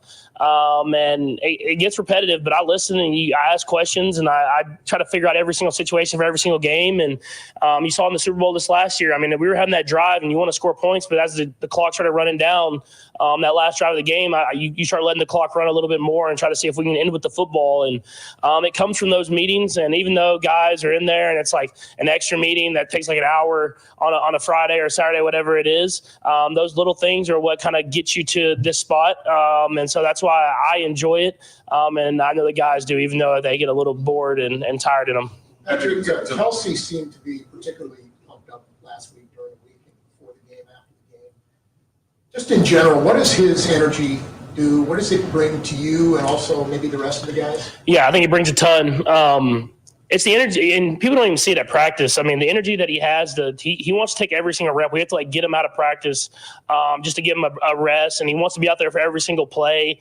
And I think that mindset, when you see the Hall of Fame tight end, and he wants to be the guy working the hardest, it raises everybody's standard. It raises the standard of how you practice. It raises the standards of how you prepare, because you know that guy that's done at the top level wants to continue to do it every single week, every single day, and at the same time, he has a great time doing it. And I think that shows that you can work extremely hard and still have fun coming to work every single day.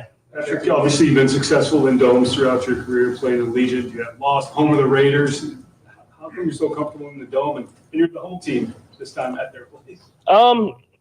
I don't know. I just like playing football. So it doesn't matter if it's minus 30 or if we're indoors. I'm just going to go out there and try to play the best I can. And I'm sure quarterbacks will tell you that it's easier to throw the football when it's in perfect conditions. So that's probably why. But for me, it's just going out there and competing. Patrick, you know Matt was a rookie and then he left and came back. I wonder if there's any difference in him having been a head coach that you can notice. Andy talked about how he's more decisive now having been a head coach. Yeah, I mean, you learn. I think you learn the good and the bad. And he's been around, I think, other coaches as well. So he has different ideas that he brings. And you can see that last year and you can see that this year. And like you said, I mean, I think he just knows what he wants now. He knows what situations, let's have a play ready. And at the end of the game this last week, he makes me do a little sheet where I pick kind of plays for certain situations. And that was on the sheet. He went right to it, picked that play, gave it to me. We were comfortable. We went out there and executed the play. And so it's just stuff like that. I mean, when you go out there and, I mean, he had success as a coach and then he had some times where he didn't have as much success, and he learned from those times. And he's came back and he's been a better coach, I think, because of that. And so that's what you have to do in this league, and coaching, playing, whatever it is you learn from your successes and you learn from stuff that you don't do as well, and you try to be better the next opportunity you get. Patrick, what's the value of this week in terms of preparation for all the craziness of next week? Yeah, I mean, we're pretty locked in both weeks, but you're really locked in this week. You want to make sure you get the whole game plan in, you get all your questions asked and answered. So next week when you're reviewing, you can just go on the fine details that you might not have the chance to do in a regular game week. And so I'll have that mindset all through practice. I'll make sure the guys have the same mindset. Patrick, Bobby showed some of your workouts that you do that kind of helped you prevent injury with the Madubuike when he came out your legs. Just what does that say about your preparation? And, when some folks see quarterbacks or whoever doing like some weird workouts in the offseason, that it actually pays off? So I think he showed that for everybody, but that was really directed towards me because I hate doing all that stuff. And every time he does, I'm like, why am I doing this stretch right now and everything like that? And then he gets an opportunity like that where he shows me, he's like, see, this is why we do it. So now that'll be a staple in every workout I do. But yeah, no, I mean, we try to prepare for everything. And he's done a great job of adapting and learning from stuff that I've done in my career and preparing me for those moments to try to keep myself healthy as I possibly can, because I always say the best ability is availability, and you want to be out there. And lucky enough for us so far, knock on wood, we've been able to have a lot of healthy guys out there. We want to play our best football in the Super Bowl, and that's what we're going to try to do. Those moments happen often for him and you. Yeah, I mean, he always gets me doing stuff that I don't want to do, and I know he wants the best for me, so I'll do it. But there's definitely some times where I'm like, man, we're on 2 hours of working out. Like let me go upstairs and just hang out. And so it's he pushes me every single day. I have two quick questions. You talked about Kelsey and how he wants to be practicing every rep. Was it times this season because of the knee, because of the ankle, that he struggled to actually do that to stay in rhythm? And was there a key difference when he got the week 18 rest? Yeah, no, I mean, definitely there was times throughout the season where we had to take him out. I mean, he didn't want to, but we had to get him out to let his body heal. And it wasn't like his mind wasn't there, but you could just see his body. It wasn't moving the way that it always moves. And I think, like you said, just having that rest, I think just having more time from when the original injuries kind of happened, you could see now his body was getting back. And we felt really good going in, even to that Cincy game and kind of after that. And then going into the last week and getting that rest and coming into playoffs, you could tell his body was getting back to the true Travis Kelce. And so it was definitely good for him. And hopefully we can keep that thing rolling, not just this game, but in the future years as well. And the second thing I wanted to remind you of is that you said that going back to back, you knew it was going to be hard based on the previous experience. Training camp began for you on July 18th. Technically the longest season you've ever had in your career. Just what about trying to go back to back last year and knowing that this was going to be a long season sort of guided you or helped you maybe in terms of leadership guide the guys along a much longer journey than you did normal? Yeah, I mean, they've been such different seasons. I think that's been the biggest thing. The last time we tried to go back to back, we won I think we were 14-1 going into last week, got the rest, lost that game, and then kind of rolled through the playoffs. And it's never easy, but I mean, we played well, and it was kind of like, oh, we're just gonna do it again. We're gonna do it. We'll go out there and play again, and we got our butt kicked. And so this year, it's been completely opposite. It's been a struggle throughout the season, and we've had to continue to get better and better. And that's what I've always preached. But I think some of the losses kind of forced us to we have to continue to get better. And I think now it's just not being satisfied with getting there. I mean, this is a great football team that we're going up against. It's going to take our best football, kind of like it's taken the last 3 weeks that we've played. And so we have to do whatever we can to prepare ourselves this week of practice and next week of practice to be ready to go. And I know it's Vegas and it's a lot of fun, but for us, it's a business trip in the true sense. And we're going there to play a football game and try to find our way to win it. And I think that has to be the mindset starting today. So we'll go last year with Todd, Sam, and Vahe. Go Todd. Patrick, you love to practice. You love to play in the games, inside, outside, whatever. You've been to this game more often than not in your career. I wonder if you could take me back a couple of years ago when you guys lost the FC title game. What was this couple of weeks like for you as someone else was preparing for the Super Bowl? How down were you, and how much did that motivate you to not have that again? Yeah, no, it's tough. Luckily enough, I've been able to go to the Pro Bowl, but I mean, even going to the Pro Bowl and just sitting there and you're sitting there and you're like, man, I could be preparing for the Super Bowl, and you take it as an honor, but you're just sitting there and it's tough, and it's hard to watch the game. And I know my buddies, I know the last time we went in there, my buddies had like a Super Bowl party and they wanted everybody to come over. And I was just like, nah, I'm barely going to even be able to watch it. And so I watched it at home just with me and Brittany, and I kind of had it on, and I would kind of walk off and walk back just because I'm a fan of football. But it's tough, and to get that close and not get in the game, and I know it's tougher to get in the game and lose it. So I'll try to keep away from that as well. And so those negative moments are kind of what stick with you the rest of your career. Patrick, a few years ago, the Super Bowl, you mentioned that your preparation was OCD-like. I'm just wondering if you could take me through, like, the moment, whether it's game planning or preparing for specific defenses, how you do that. Yeah, I mean, I'm like that every week. I don't want to go through the whole entire thing, but I have a set amount of games that I watch first, take notes on. And then throughout the week, I watch either a game or two a day. And then I watch every game plan, a scouting cut up week half, third down, red zone, 2 minute, 4 minute, kind of on those certain days throughout the week. I write all the notes of all the game plan. I go through the install stuff, and it's pretty much the same every single week. And I know what I need to get done that day, and then I do that. And having this extra week, I'll have it all done before we even leave for Vegas. But then I'll go back during the week of Vegas and just go through those same things, reread everything, and make sure that I'm in that same mindset I'm always in. So when you say reread, it's your own notes that you're taking? Yeah, so there's notes that the coaches give us, and I write them down. I'm big writing it down. It helps me remember it. So I'll write it down, and then I'll rewrite everything again. And then this week I'll probably rewrite it one more time while I'm in Vegas. And that stuff sticks in my head like that, and that's something I've done my entire career. Patrick, one question and a quick follow-up. When you were in Germany, did you ever actually encounter any ads featuring yourself in them, whether it was I saw some, but I never left the hotel, so I didn't get to see them in person, but I saw pictures of them. And with that, I do wonder if you have any sense of being a global figure. I mean, you from what the attention on the Super Bowl, from all you guys have achieved, in what ways you might feel that? I think you feel it a little bit. I mean, I think the commercials probably help out a lot, but and the run that we've been on. But I think until I actually go around the world and see that different type of stuff, I don't think I'll realize it enough of the impact that we've had. But I do pretty good in Texas and Kansas City. I know that. Thanks, guys. That's Patrick Mahomes, QB1, speaking to the media earlier today. I did the research on this because I wondered. This is Super Bowl number 4 for Patrick Mahomes, which puts him in pretty rare company, as you can imagine.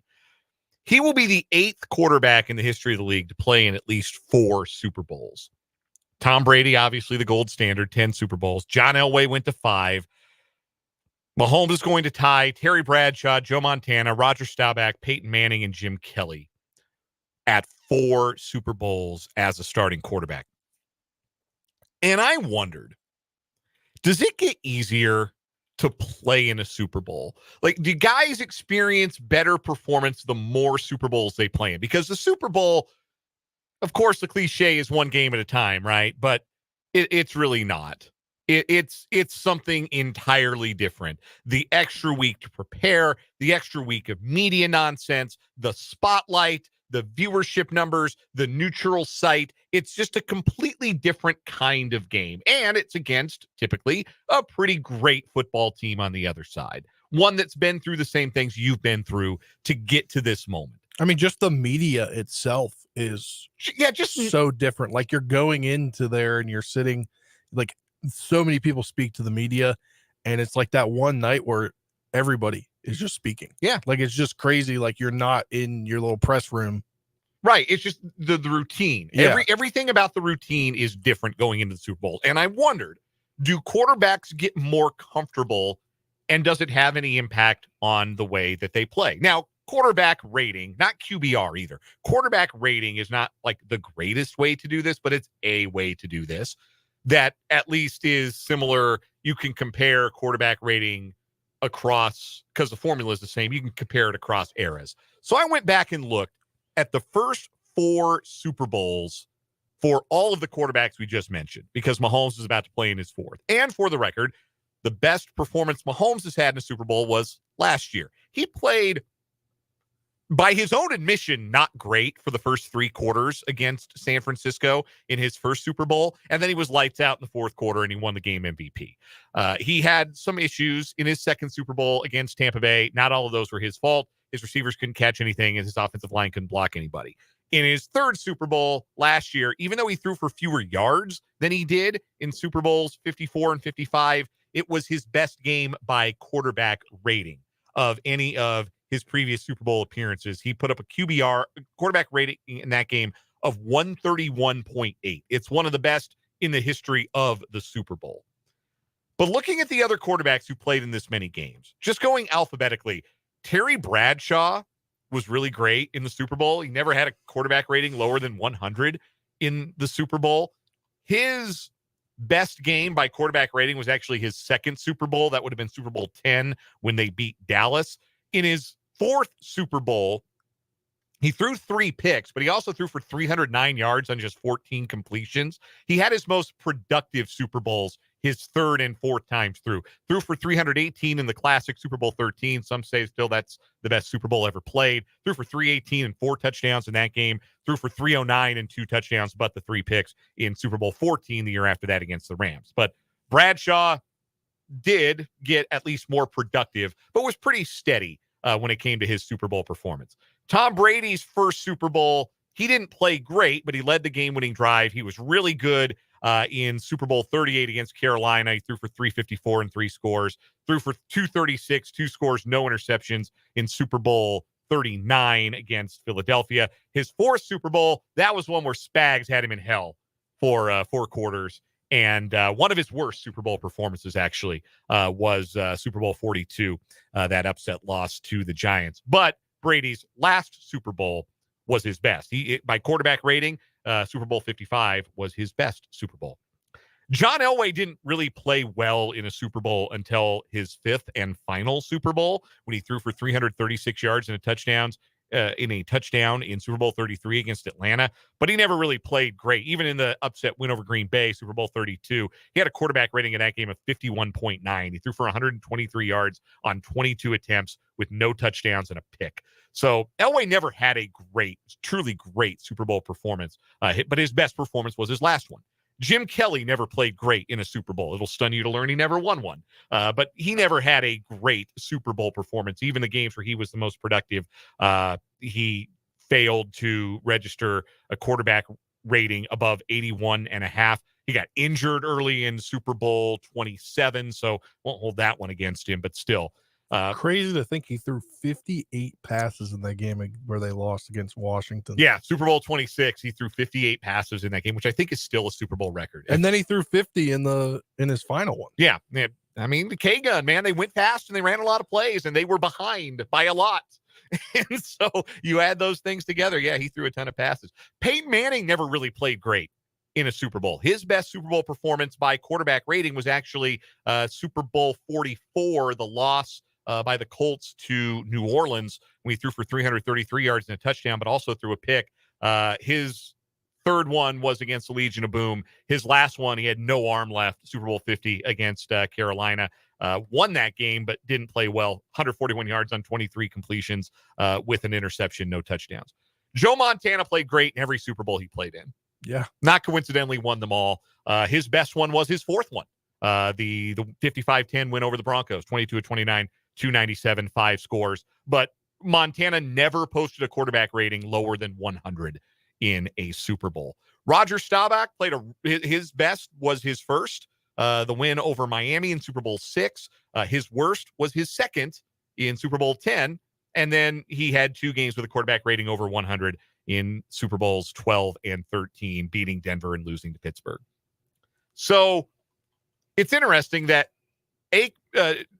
Roger Staubach, Jim Kelly, and also Troy Aikman, who only played in 3 but won 3, they had their best Super Bowls in their first games. Tom Brady, Joe Montana, and John Elway had their best performances in their last Super Bowl. And then the guys who kind of had middling postseason records, like Jim Kelly, 0 for 4 in Super Bowls, Peyton Manning, 2 for 2 in Super Bowls, they never really played great in any of the Super Bowls. But Mahomes is on an upward trajectory. Kind of like a Staubach trajectory, where played well in his first one, Didn't play well in his second one and lost. Played great in his third one and won. Now, Staubach lost his fourth Super Bowl, ended up 2-2 all time, but still played well in that game, 228, 3 scores. What will it look like for Mahomes? Well, kind of like Brady's third. Yeah. Brady's third was really good. Yeah, Brady's second and third were both really good. But he certainly got better as he went along in those big games. So just something interesting, I thought, when you look at the quarterbacks who played this many Super Bowls and how many of them actually either improved or were just kind of steadily excellent performers. And if he's on the Tom Brady path, then we can expect another excellent performance from Mahomes on Sunday. We'll take a break. What is wrong with you next on 580 Sports Talk?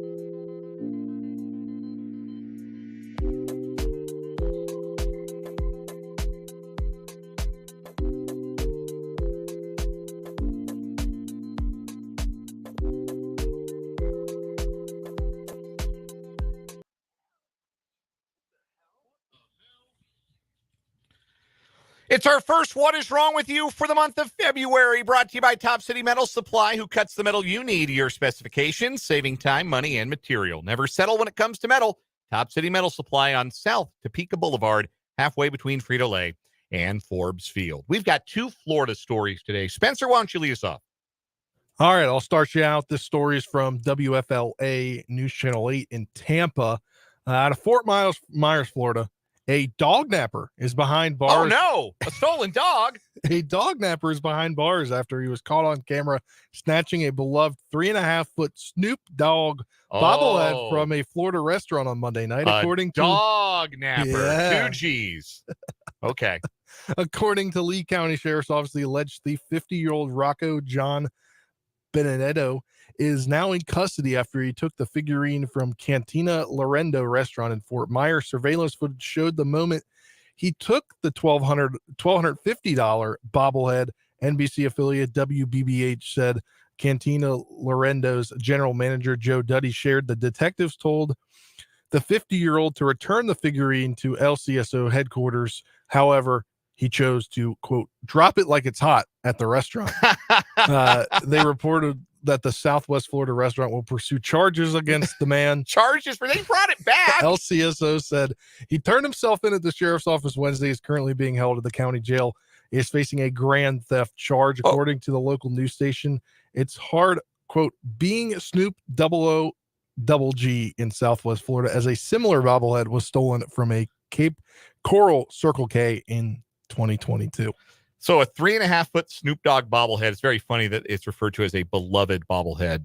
Apparently at that restaurant it is. Yeah, a guy just took it, just grabbed it, walked out. His surveillance camera footage is hilarious. He just looks around and then he just goes, it's right by the front door too. He's 50 50 years old. Yeah, he's not 20. You're old enough to know that things are not yours and to not take them, I would think. Yeah. Generally speaking, I would expect that.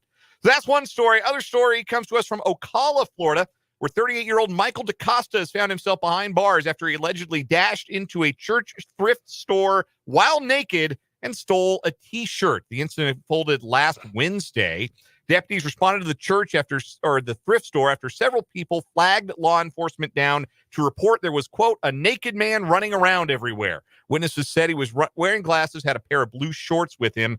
Deputies found the man about a mile away from the store. He told deputies, DaCosta did, that he ran away from somewhere naked and went to the thrift store to gather some clothes. He allegedly entered the store fully nude, and a clerk at the thrift shop gave him a pair of shorts and told him to leave, but he wound up stealing a T-shirt on his way out, still completely naked. The clerk told deputies he made no effort to cover his genitalia while in the store, was acting erratic, and that they wished to pursue criminal charges for the exposure of sexual organs and also retail theft of the T-shirt valued at $5. Where'd your clothes go, man? Like, that's kind of my question on that. Like, what'd you do with your clothes? Like, how did it come to be? Like, I understand. Like, you go to the thrift shop. Like, if you were in dire need of clothes, that's where you're going to get them cheap, right? At the thrift shop, naturally. Kind of weird that they're not saying he was under the influence of anything.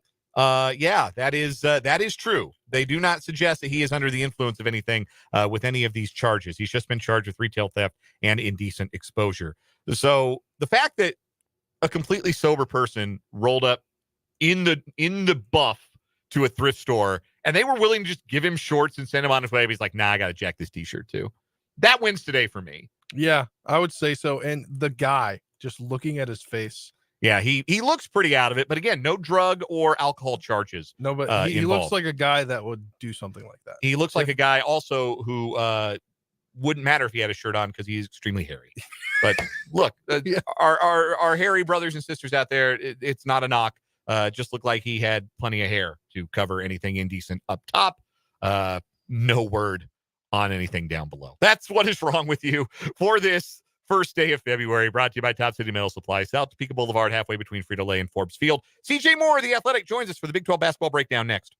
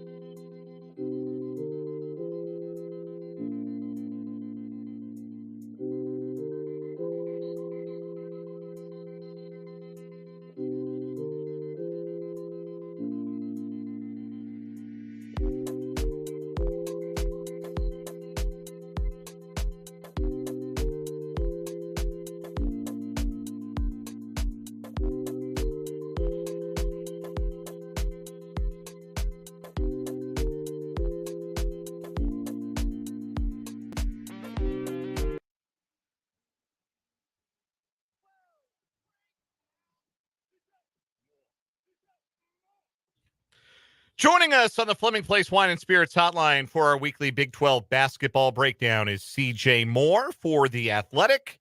You can read his work at theathletic.com. Find him on Twitter at CJ Moore Hoops. And we'll get to the Big 12 in a second, CJ, but I got to point out that you have been the writer equivalent of like a Joel Embiid 70-point game this week. You've turned out a couple of outstanding features back to back. And I want to get to your one about Indiana State's head coach in a little bit.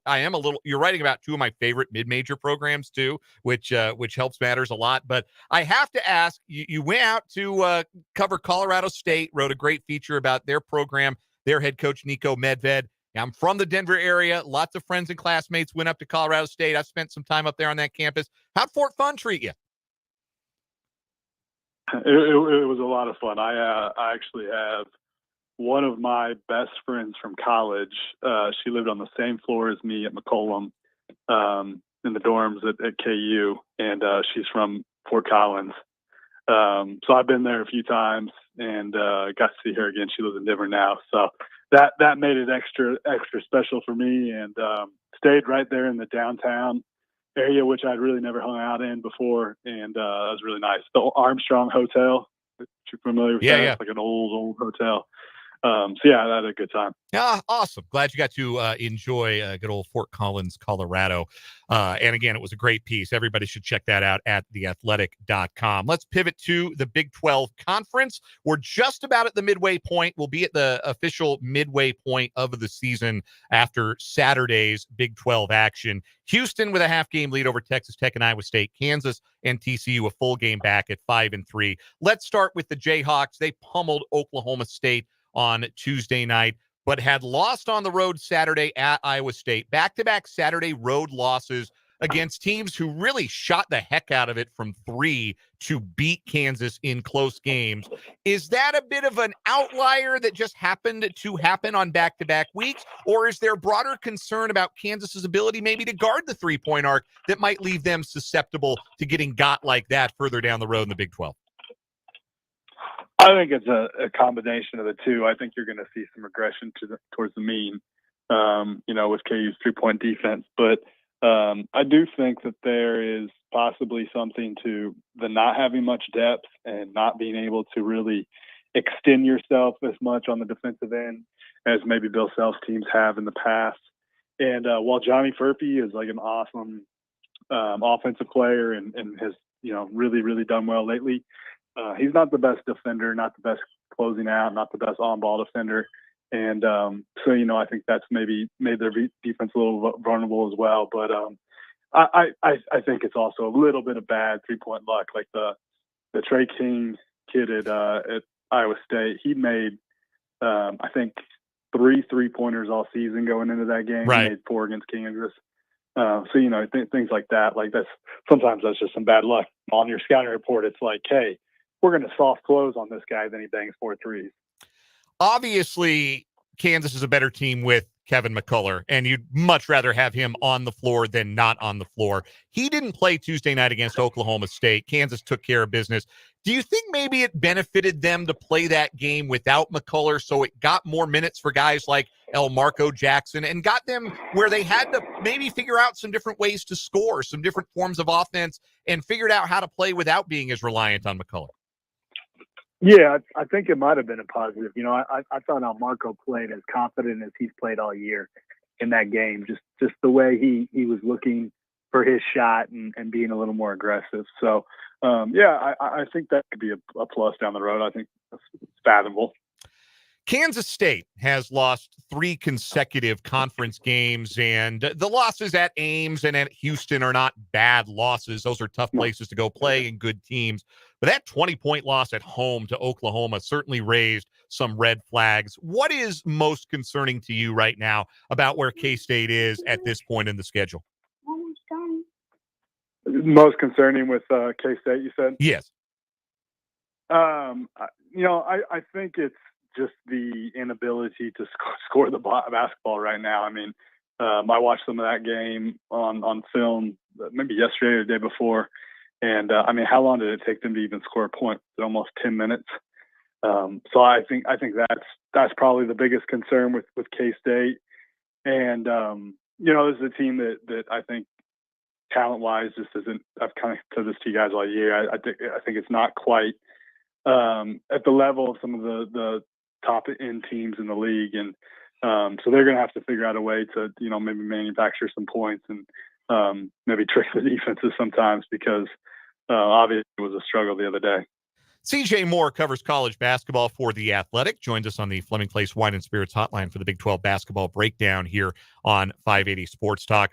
How can Kansas State, what do you think is the most likely way that Kansas State could maybe overcome that just talent man for man deficit? Because I thought it was really glaring. Like that was when I watched them play Baylor, I thought it was really glaring that night that they didn't have guys as good as Baylor's players, but Baylor didn't make any shots in case they didn't win the game in overtime. So it can be done. They can grind some games out. What are they going to have to do that?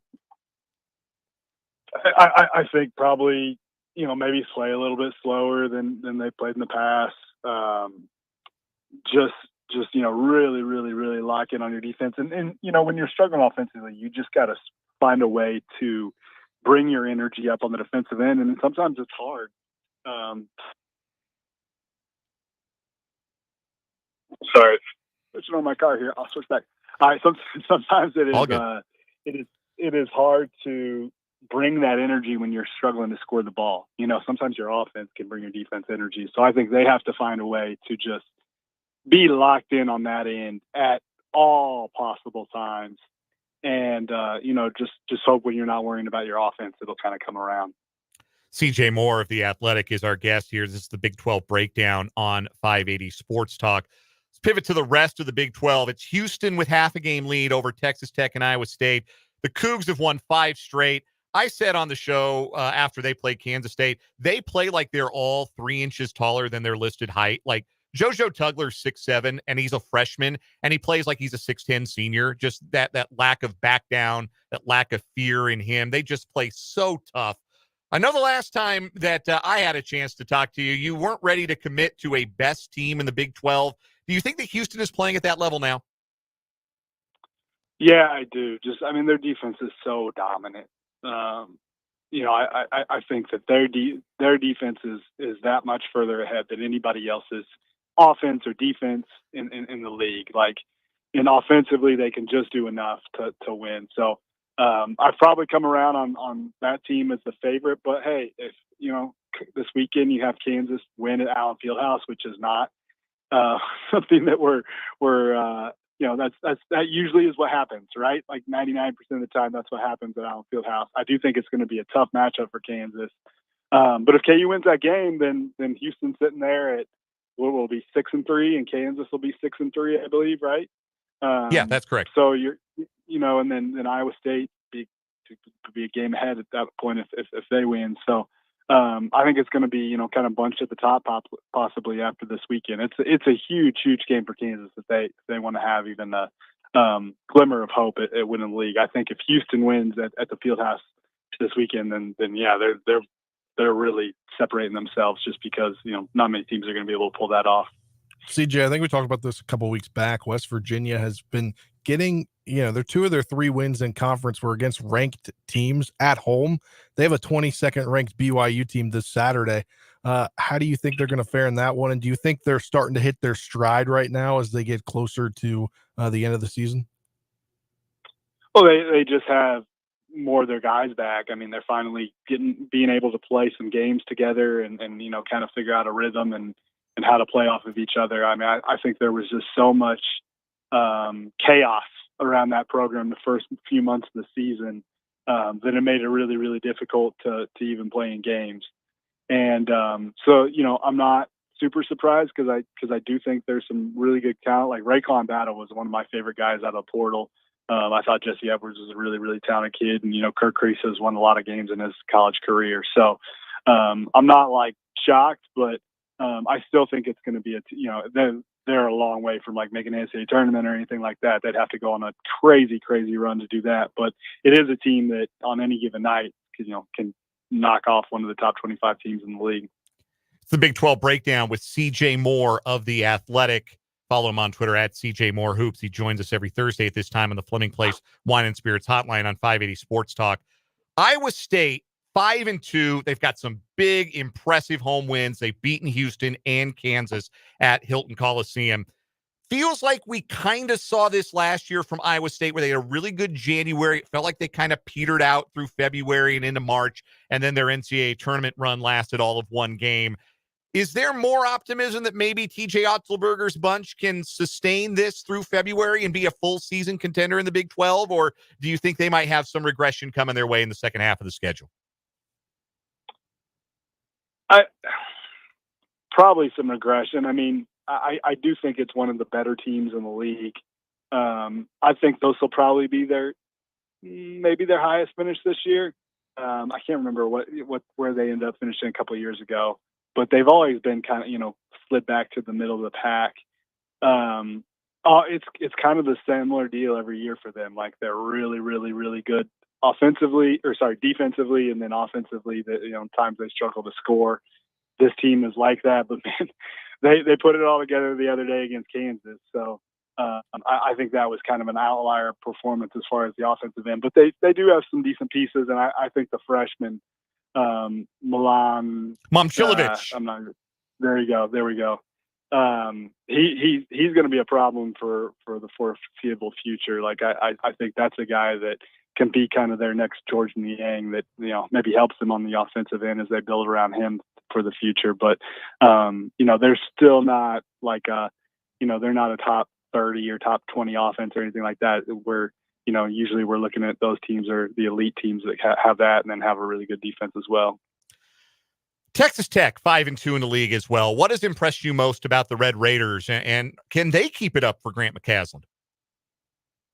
I put it in my top 25 this week. All they would have to do, this is not the easiest thing, but still, right. They're really good at home, right? Like they're really good at home, and if they win all their remaining home games in Big 12, and they lose all their road games except against the bottom three at West Virginia, at Oklahoma State, and at UCF, they'd finish 14-4. There's your unbalanced Big 12 schedules that we kind of have now, right? So the fact that they weren't expected to be one of the more better teams in the league, they have one of the easier schedules, I think. But nonetheless, it's been impressive what they've been able to do. The fact that they lost their starting four-man about a month ago, Devin Cambridge, got hurt, and he was playing really well for them, kind of an energy guy. And the fact they lost him and they've still kept hunting along. Grant's done a really, really good job there. And it's kind of different from his teams of the past. Like they play a little faster than his teams in North Texas.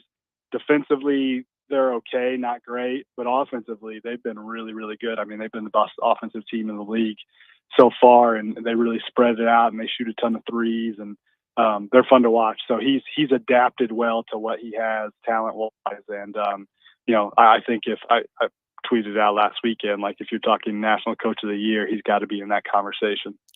Two more questions for CJ Moore of The Athletic on our Big 12 basketball breakdown here on 580 Sports Talk.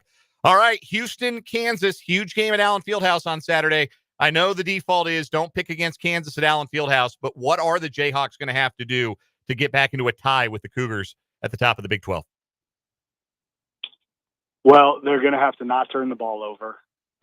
They're going to have to run offense with some rhythm and not panic. Like, it is easy to panic and feel sped up against that defense because they fly around.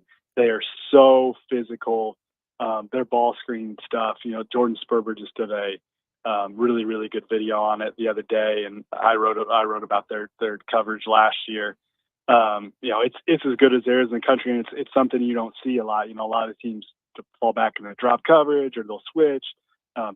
They come after you. They blitz you very aggressively, and so they take a lot of teams out of their stuff. And Kansas needs to be able to continue to run its stuff. And I think it's going to be a really, really fun chess match to see what Kansas has, what Bill Self has planned for Kelvin, and then Sampson's about as good as making in-game adjustments there is. They're both really, really, Hall of Fame level coaches. So I think it's going to be fun just to kind of see the adjustments that both coaches make as the game goes along. It should be a really good college basketball game.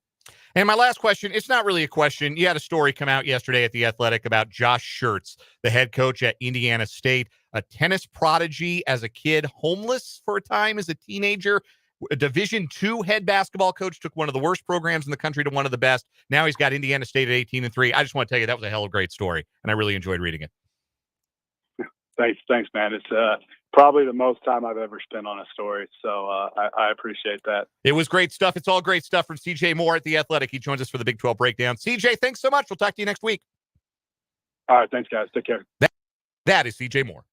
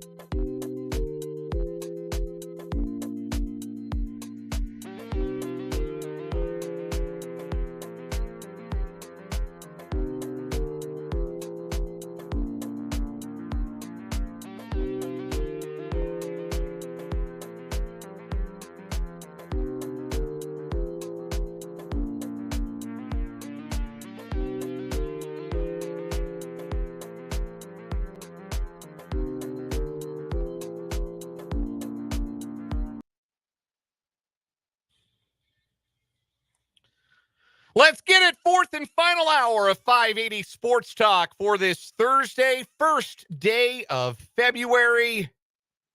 Thanks for hanging out with us here on 580 WIBW, FM 104.9, 580WIBW.com, and our YouTube stream, youtube.com/@580 Sports Talk. You can find us on YouTube, subscribe to our YouTube channel. You can see all of our live and archived video content and join the always vibrant live chat community as well. We appreciate, however, we've jumped up to 432 subscribers. Is that right? Yeah. That's what it says. The last time I looked, we were at 427, and I don't remember if that was yesterday or the day before. It must have been the beginning of the week because Brennan talked about it at one point of being 424. Okay, so I saw it at 427 at some point this week. I'm gonna pretend it was yesterday so that I can take credit for 5 new subscribers just today. Because when we went over 300, it was a week where Brendan was on vacation. And I said, let's get over 300. And we did. And I took all the credit. So I'm going to take all the credit again for getting us 5 new subscribers today. That's all me. It's all me, every bit me. Some of you get to share because it was just me doing the show at the time. You know, You get some credit too, I don't know, Spence. not to toot my own horn here, but I think some of those subscribers are my friends. I think you're probably right. I think we have a new audience, a new East Coast-based audience, that they are here for Spencer Dupuis, and they wish that me, Dan Lucero, would shut my ass up already so that Spencer gets some more takes off. I'm sure they're out there. Yeah, there probably is. So shout out whoever drew you to the show. It doesn't really matter who. It just matters that we're here together, and we appreciate you being along for 580 Sports Talk. As we mentioned, I'm Dan. He's Spencer. We're together today. Brendan out today for Washburn basketball. They're getting ready to tip off in less than half an hour in Claremore, Oklahoma against Rogers State in MIAA play. Pregame coverage starts in 7 minutes over on our sister station, Classic Country 106.9. Women's game at 5:30, men's game to follow. Brendan will be back with us on tomorrow's show, joining us from parts unknown. We'll see. Hopefully it's a less harrowing drive. Yeah, from that was gym, brutal one. from the gym to his hotel room than it was the last time around. And I could have told him to. I would have told him, man, look, that time of year it gets foggy. If it's foggy here, but I used to live up in that part, further west in that part of Nebraska, and yeah, man, you don't want to mess with those 2-lane. I didn't even like driving 70 or 80 when it was foggy. So I could have warned him. The real question is, I don't know this. I've never been there. You might know maybe a little bit better than me. Maybe. I don't even know. How far is Claremore from, I'm not even going to attempt to say where Northeastern State University is. That is Tahlequah, friend. Tahlequah, Oklahoma. I don't know. Tahlequah, I don't think it actually exists. I think you take like 3 right turns and then you walk through like a curtain and then you just appear there. And then it's the college and that's it. And the college, not a whole lot, not a real happening town, Tahlequah, Oklahoma. Jake LeBon would tell you all about how much he loves Tahlequah. The thing about Tahlequah is there's no easy way to get there. So if you're driving from Claremore to Tahlequah, Claremore is just north of Tulsa, basically. It's in the Tulsa area. And then Tahlequah is right in the northeast corner of the state of Oklahoma. So it's not a short drive. I would guess, if I had to guess, that Brendan will bunker down somewhere close to Claremore and then make the drive tomorrow. But he'll be with us all show 2 to 6 tomorrow. He'll join us from his hotel room. An hour, 5-minute drive. Okay. I'm sure he's got to make change highways 6 different times though. It doesn't look like a fun drive. It doesn't look too bad. It's a funny thing. When I used to do color for Washburn games, I used to work with Jake and do the Washburn games, and the weather and the schedule always conspired. I did games for 4 years, never made it to Tahlequah. I never got to make that trip. Is that why you say it doesn't exist? Yes, it doesn't exist to me because I've never been there. Much like much like the rest of the world. Yeah. Just the United States and Mexico. Any place I haven't been to doesn't exist. Sorry. Kansas didn't exist to me until 3 weeks ago. Yeah, we were talking to you about, I don't know remember if we talked about that on the air, but you'd never been further west than Hoopeston, Illinois. Was that right? Yeah. That was the furthest point west you had been in your life. And now you've crossed both big rivers, and now you live here in the capital city of Kansas. And we got to get you further west. It's only a 7.5 hour drive to Denver. That's on the list of places I would like to visit that are within a drivable distance for me. A lot of places are drivable now. Oklahoma City's drivable, Wichita's drivable, Dallas is drivable, St. Louis is drivable. Yeah, you're gonna have some chances coming up. We hope you hang with us a while, and then you'll have lots of chances to go visit. Apparently, according to the text line 913, good rafting there where Northeastern State is, and I'm not interesting. Tahlequah. I was gonna Oklahoma. mess it up because So, but apparently there's good rafting in Tahlequah. Northeastern State University. Oh gosh, the reliever. Hell. I know you're a baseball guy, and pretty good pitcher from Tahlequah. Ryan Helsley for the Cardinals. Okay. Yeah, you're familiar. One of their top relievers. Yeah, he's a native of Tahlequah. In fact, went to Northeastern State. So that's my Northeastern State fact. That's it. That I give you there. Thanks for the text. Appreciate that. You can hit us up on the text line 785-272-9429.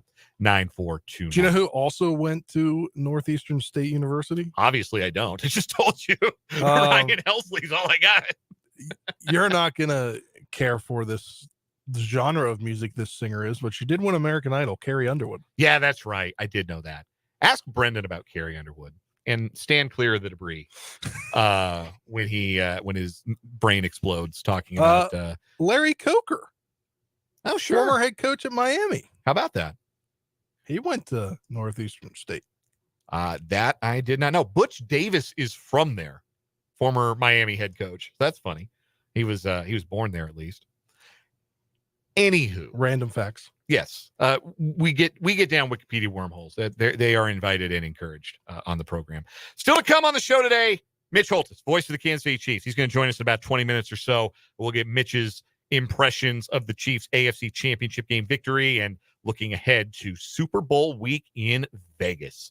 Mitch Holthus joins us at about 5:35. Again, he joins us every Thursday during the Chiefs season, courtesy of Azure Credit Union and Hy-Vee. But before we get there, we start the 5 o'clock hour, as we do every day on the program, with the 580 Sports Talk headlines. And we're going to begin with the bye-week injury report for Super Bowl 58, the Chiefs and the 49ers. The 49ers, to my knowledge, have not yet put theirs out, but the Chiefs have.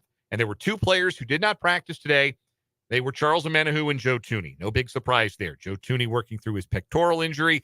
There's apparently a difference of opinion on just how bad the injury is and how likely it is or not that he'd be able to play in 10 days. Andy Reid sounded a little more hopeful about that today, which hopefully that's a positive sign for the all-pro left guard. Charles Omenihu tore his ACL. He's not playing the Super Bowl. That's pretty well known at this point. Isaiah Pacheco and Chris Jones did participate today. They were limited. Chris Jones working through a quad injury. Isaiah Pacheco with the toe and ankle injury. Sky Moore in his 21-day IR designated to return window was limited with his knee injury today.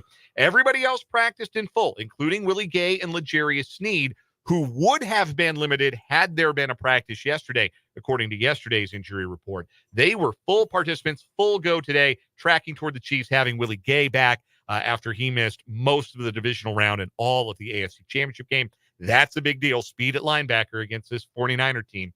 A big deal to have Willie Gay back on the field.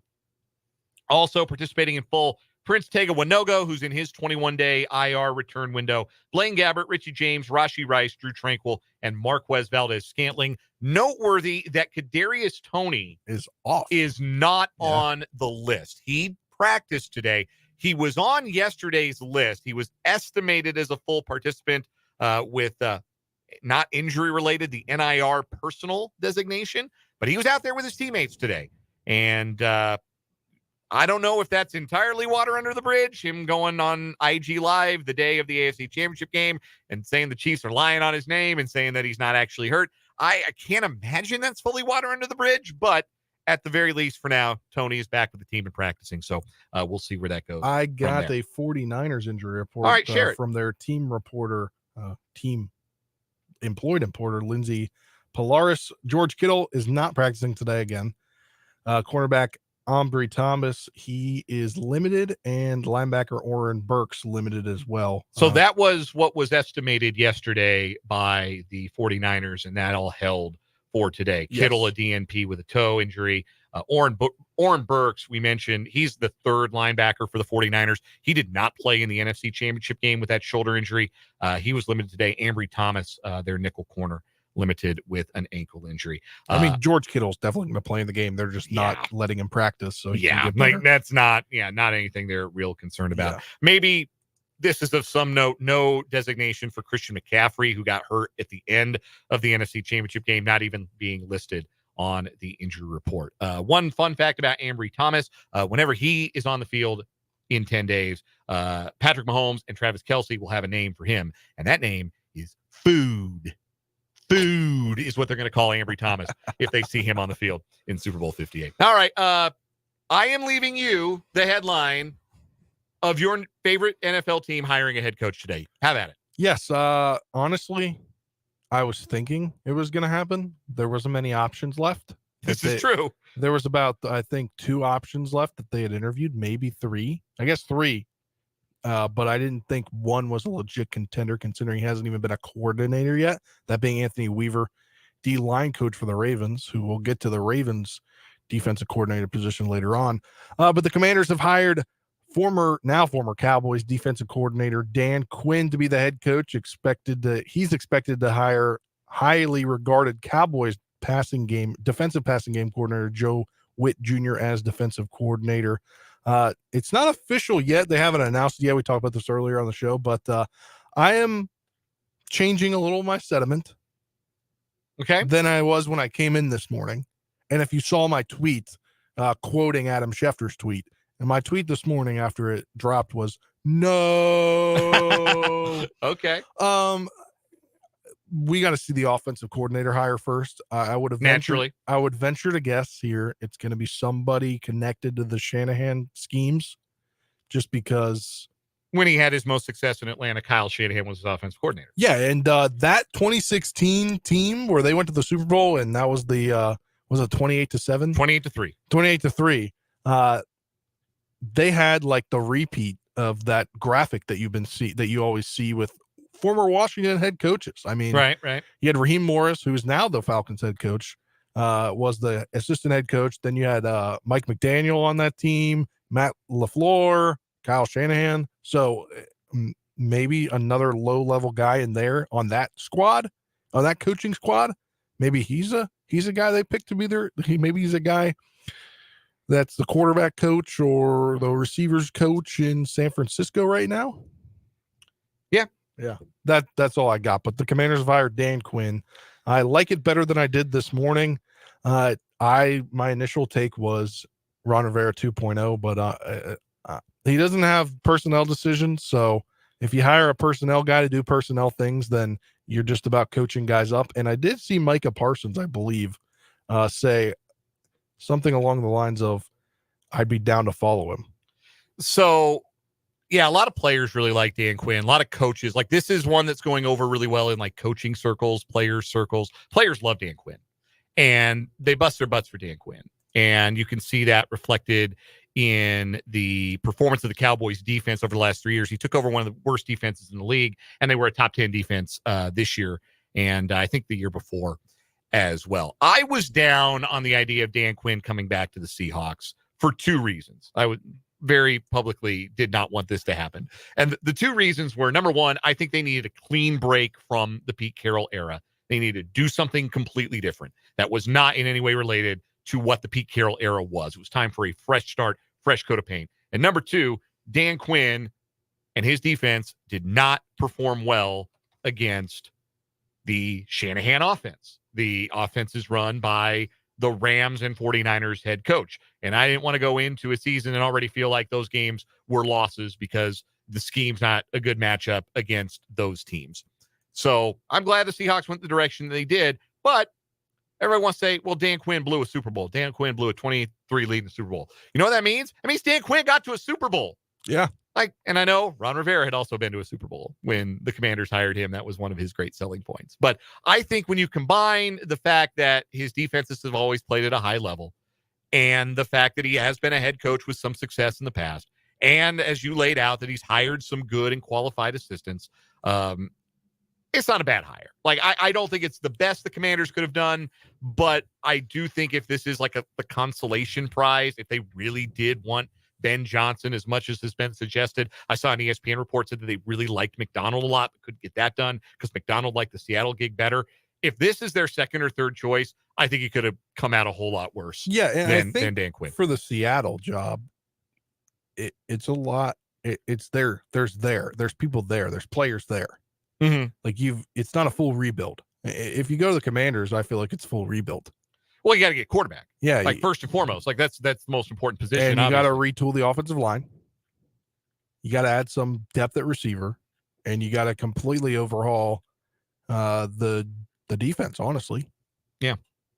So Dan Quinn, new head coach of the Commanders. So now the coaching carousel comes to a halt. All 8 teams that let their coaches go have hired new ones. There's some other apparently a possible candidate for the DC job before Witt Jr. has expected to be named DC was Joe Cullen, Chiefs D-line coach. That's interesting. He was a name floated. You know, Cullen's done a tremendous job. Like the Chiefs coaching staff is so good. Yeah. They've got a bunch of guys. Like, I don't know why Steve Spagnuolo doesn't get I mean, I guess I know why Spagnuolo doesn't get calls for head coaching gigs because his first one didn't go well. He had like washed Mark Bulger as his quarterback.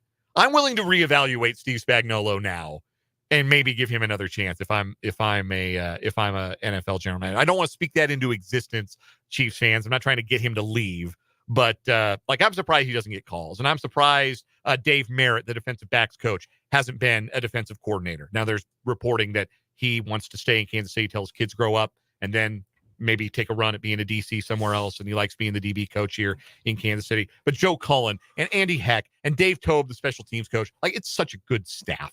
Like that's why they win year in and year out. It's excellence up and down from the front office to the head coach to the coaching staff to the playing staff. It's just excellence top to bottom. I've got a prediction, wild guess. Okay. For the OC. Okay. Brian Greasy. Okay.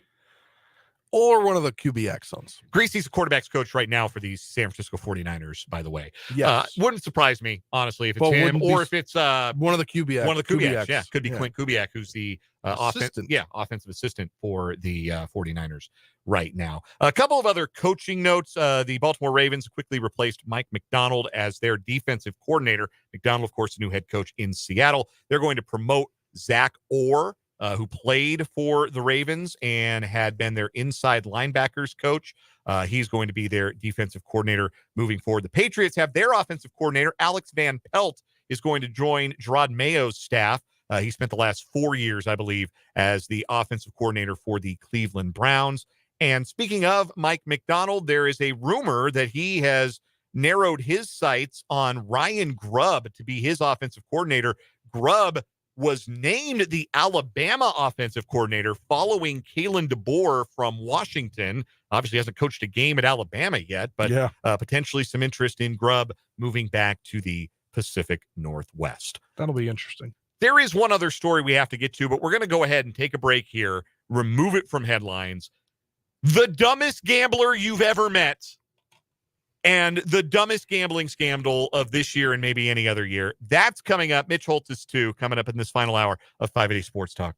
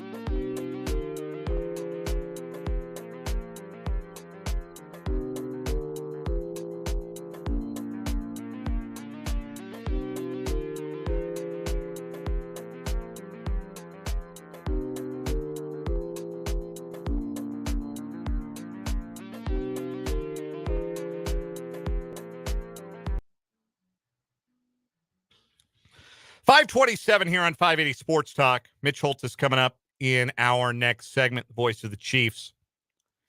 You may recall last year a story about the head baseball coach at the University of Alabama, Brad Bohannon.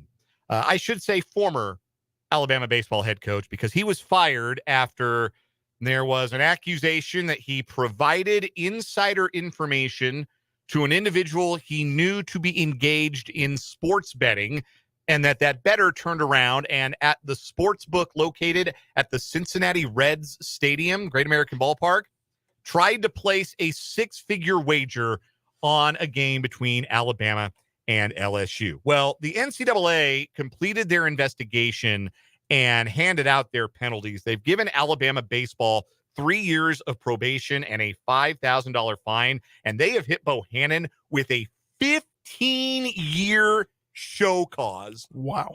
If anybody hires him within 15 years, he will be suspended for the first 5 seasons of his employment.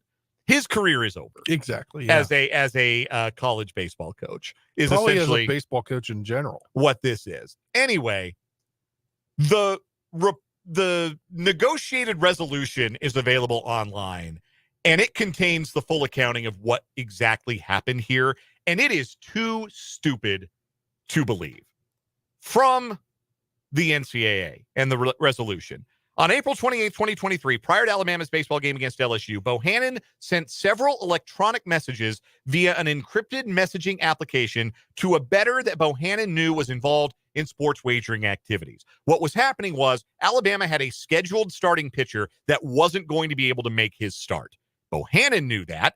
LSU didn't. The bookmakers didn't. But Bohannon wanted to let his buddy know that the starting pitcher was not going to pitch. So he texted the bettor, hammer in all caps. Student athlete 1, name being withheld, is out for sure. Let me know when I can tell LSU, hurry. Illegal activity in writing. We love that. Anyway, the bettor, an even more galactic moron, attempted to place a $100,000 wager on LSU to beat Alabama at the BetMGM Sportsbook at the Great American Ballpark. The Sportsbook staff limited him to a $15,000 wager because I don't know if you believe this. They don't take a lot of six-figure wagers on SEC regular season baseball in Ohio. So. Yeah, they don't do that a lot. The bettor then attempted to place additional wagers involving the game, but the staff declined due to suspicious activity. What suspicious activity, you ask? It included the bettor's insistent demeanor to get the bet placed and statements to sportsbook staff that the bet was, quote, for sure going to win, and, quote, if only you guys knew what I knew. The suspicious activity also included the bettor showing Sportsbook the messages from Bohannon and explaining that their messages were Bohannon informing the bettor that Alabama was scratching its starting pitcher from the game. Basically, what the guy did was call the Securities and Exchange Commission and be like, hello, yes, I am engaged in some insider trading. Can you make sure that my trades get done fast? Because I have insider information, which is illegal. This would be a yearly winner of what is it wrong with almost you. could be. It almost could have been a what is wrong with you. To stand in front of sportsbook staff and say, I've got a for sure winner. And let me show you how I know it's a for sure winner. First of all, there are no for sure winners. Like, that's the crux of the gambling industry, right? There are no sure things. Yeah. Second of all, showing them the text messages. It's amazing they let him place any bets.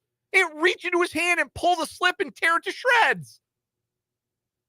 Like, when you're doing illegal activity, as a general rule, and I don't encourage illegal activity. I don't. I want to make that perfectly clear. I want to get on the record that 580 Sports Talk and Dan Lucero personally, I don't either.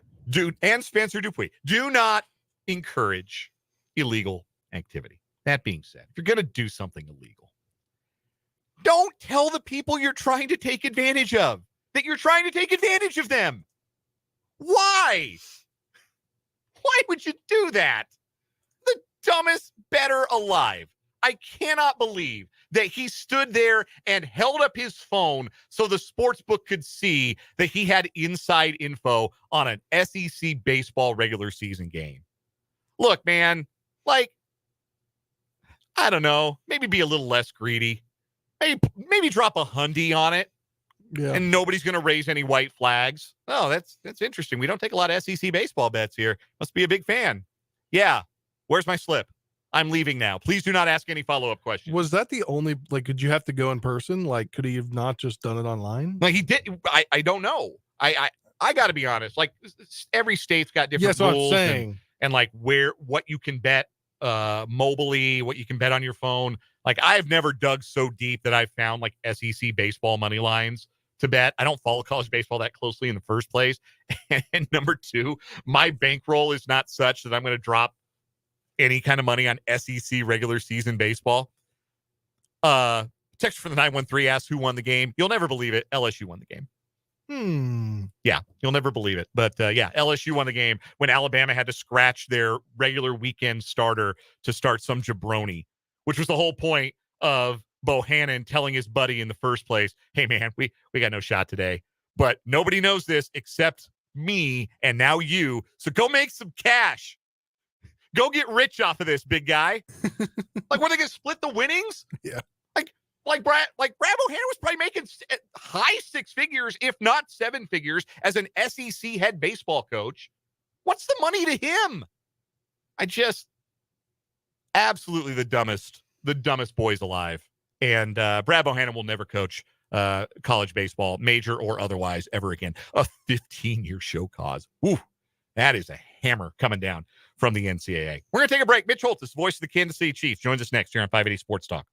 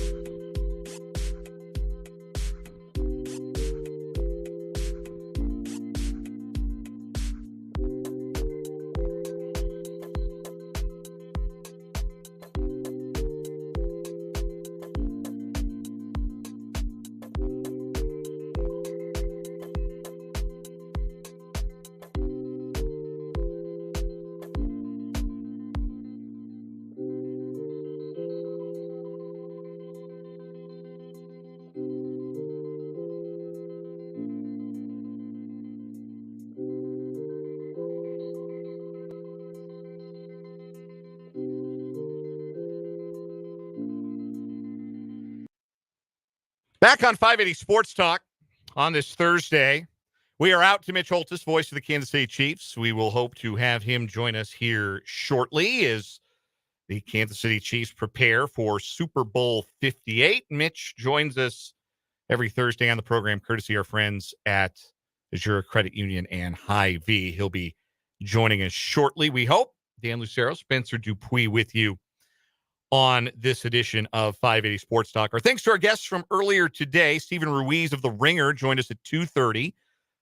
At 3:30, Rick Peterson was on with us for the Lewis Toyota High School Whip Around, and CJ Moore of The Athletic hung out with us from 4:30 on for the Big 12 basketball breakdown. All of those segments and all those guests can be heard on our YouTube stream archive. You can check out the show. You can join in right now and then rewind and watch back from whatever point you want to start the show from, or you can just catch it after we're done on the archive on our YouTube channel, 580 Sports Talk on YouTube. And you can also find it on our podcast page. You go to 580wibw.com, the podcast tab. There's a drop-down menu. You click 580 Sports Talk. We've got hour-by-hour breakdowns of the show, summaries of each hour, so you can see what we aired each hour of the show, what segments, what guests, and you can jump in and listen to it that way, the old-fashioned way, without looking at us, I guess, is the old-fashioned way. So we are, again, hoping that Mitch Holthus will connect with us here shortly on the show as the Chiefs prepare for Super Bowl 58, the fourth Super Bowl Mitch Holthus has gotten a call in the last 5 seasons. Super Bowl's in Vegas, as we know. Don't know if everybody is aware of this. Saw this on Sunday on Twitter that the teams themselves will not be staying on the Strip. That's just smart business. That's just smart, good thinking. The Chiefs will not be staying on the Strip. Neither will the 49ers. They're going to stay at Lake Las Vegas, which is about 25 minutes from Allegiant Stadium. The media is staying in the Luxor, which I was going to ask you if you've ever been to Las Vegas. I know now that you have not. We just went over this, Spencer. You haven't been west of Illinois until you moved out here. I was supposed to go to LA right before COVID. Literally the week that COVID hit, the week that they were like, yeah, no, this is gonna be something major. Someday, so school canceled it. Someday that's going to be like a random question. Like, what did COVID cancel for you? For me, it was a trip to Seattle. I was going to go up to the Pacific Northwest. But the media hotel for the Super Bowl. And before anyone asks, we're not going. Not in the 580 Sports Talk budget to do Radio Row. But the media hotel is the Luxor, which is one of the pyramid-shaped ones. Doesn't have the best reputation, the Luxor. But that's the media hotel. And what they've done on the Luxor this year is they've put like a giant wrap on one quarter of the pyramid building to make it look like a nacho cheese Dorito. I'm not making that up. It looks like a big nacho cheese Dorito. That's the Luxor. That's where the media gets to stay. The one that looks like a Dorito. We'll have to ask Mitch Holthus. We are again out to him, hoping that we can hear from Mitch here in the next little bit. We heard from Andy Reid. We heard from Patrick Mahomes a little bit earlier in the show. We heard from Reid in hour 2. We heard from Mahomes in hour 3. Anything in particular, Spencer, stand out from what Reid or Mahomes had to say today? Anything in particular jump out to you?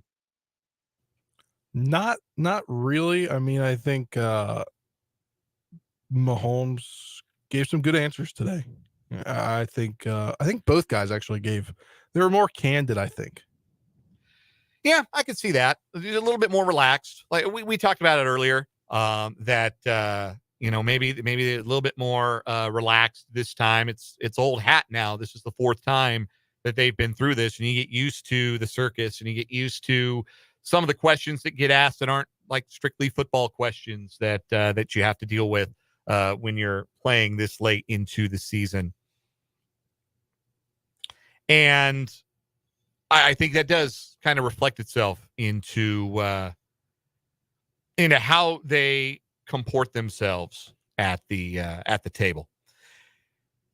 I really was interested, and we talked about this a little bit in the 2:00 hour, to hear Reid talk about Marquez Valdes-Scantling and in the context of the trust that he still has in players and the belief that he has in everybody on the roster. At the end of the day, when your number's called, you're expected to produce.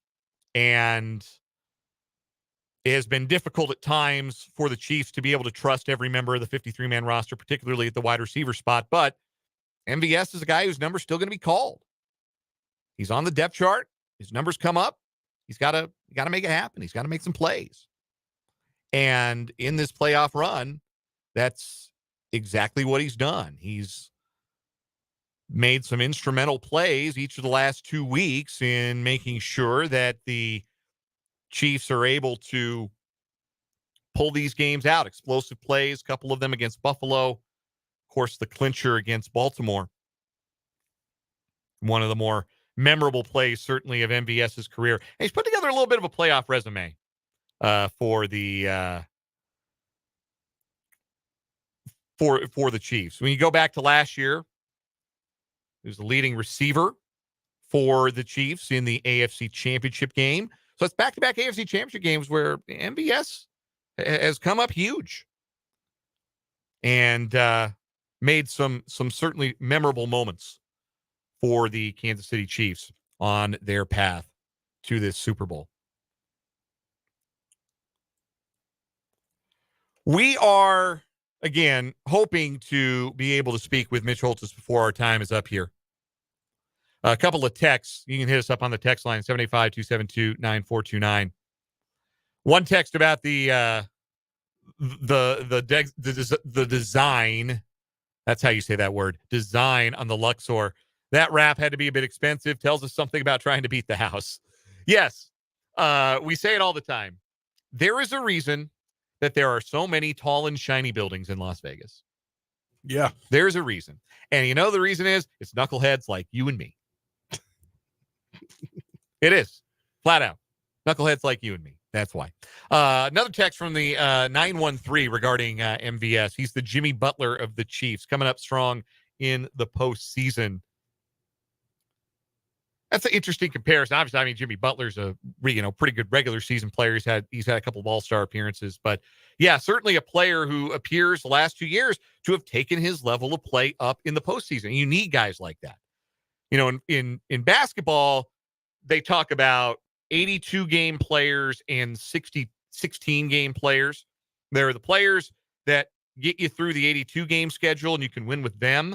And then there are players who, when it's down to needing to win 16 in the playoffs, are the ones that you rely on. You have 82 game players, you have 16 game players. And I don't know that it's as true. I've speculated about it. You've heard me probably talk about it on the show before. But I've wondered if in football there are 3 game players or 4 game players. That there are guys who, in a big game scenario, have proven themselves enough that you can trust. Like, obviously, you got to have a 4-game quarterback. You got to have a 4-game quarterback or a 3-game quarterback. We know Patrick Mahomes is one of those. We don't know if Brock Purdy is, frankly, but we know that Patrick Mahomes is. But you got to have 3 game players. You got to have the guys who are capable of making a difference when the postseason comes along. And to MVS's credit, that is what he has done. He has made a difference. He has made crucial plays. And I don't know how confident you were watching that 32-yard pass nestle into MVS's hands on 3rd and 8 at the end of the Chiefs-Ravens game. But I'm guessing you probably weren't. I'm guessing if you were watching that game from your couch, you were you saw that ball head toward number 11 and you thought, no, not him, anyone but him. But he made the catch. And, you know, he's talked, if you've heard MVS speak to the media, he talked to the media after the divisional game against Buffalo. He talked to the media after the AFC Championship game and just talked about having faith and staying the course and continuing to do the things that he does and not losing confidence. And that's what makes professional athletes as a whole. But I think it's unique in some ways to this Chiefs group and unique in some ways to the way that Andy Reid coaches guys, that they may have moments that test their faith. They may have moments that test the fans' faith in them. They may have those moments where they wear the goat horns, but they have to still be prepared. They still have to be mentally engaged, and they still have to have that belief because the other 52 guys will maintain that belief in them. And that's powerful. I'm sure that it helped Marquez Valdez-Scantling along the way if Patrick Mahomes expressed some confidence in him, whether publicly or privately. I'm sure it didn't probably help Kadarius Toney that Mahomes was on camera yelling about him after he dropped that pass into an interception against New England. But I think broadly, Andy Reid always backs his guys. And Patrick Mahomes, with rare exceptions, with basically that exception in the New England game where they got him on the sideline throwing his tablet and saying something, they always have their guys' backs. And that's powerful motivation to come good when the opportunity arises. And for MVS, it has arrived in some big spots in these playoffs, and he's made it happen. Mark in the YouTube chat says maybe he's an X factor. And I think that the San Francisco defensive backs are pretty good. I think their secondary is pretty solid. They missed Talanoa Hufanga, who I think is their best player on that back end, with respect to Charvarius Ward, who's had a great year. But I think Hufanga is the best player that they've got in their secondary, and he tore his ACL around week 6, week 7. He has missed the remainder of the season, unfortunately. But it's a good secondary. I don't know necessarily that like MVS is going to win a lot of one-on-ones, but the ability to stretch the field is valuable. And that's what was happening. Like MVS's route on that game-winning play, that's not a ball that's meant to go for him. You know how I know this? Because I was reading, I think it was Albert Breer's piece, so it might have been Jesse Newell's. Jesse Newell and Albert Breer both wrote about the game-winning play in the AFC Championship game. The route that MVS ran on that play, they call it a for the love of the game route because your sole objective is to run as far down the field as you can and take a defender with you to create space. You like in the literal sense, you are getting cardio in on that. Not in the mocking sense we said all year about Sky Moore. Man, he's just out there getting cardio in. Or MVS all year. He's out there getting cardio in. That is literally the job of MVS on that play. It is the for the love of the game route. But they didn't press him at the line of scrimmage. He got a step. There was no deep safety help. And Patrick Mahomes trusted him enough to say he's going to make the catch that wins the game. Processed it, saw it, let it rip. And MVS made what ended up kind of being a tough catch because the ball was underthrown and thrown high in the air because, you had to give MVS some time. Can't throw a rope in there necessarily to a guy who struggled with the drops, but he made the play and deserves a lot of credit for that. We talked earlier too on the show about this being Mahomes' 4th Super Bowl. And I haven't gone back and listened to all of his press conference stuff from his first season as a starter or his first season where they went to the Super Bowl, which was his second year as a starter. But there is a maturity and a confidence to him.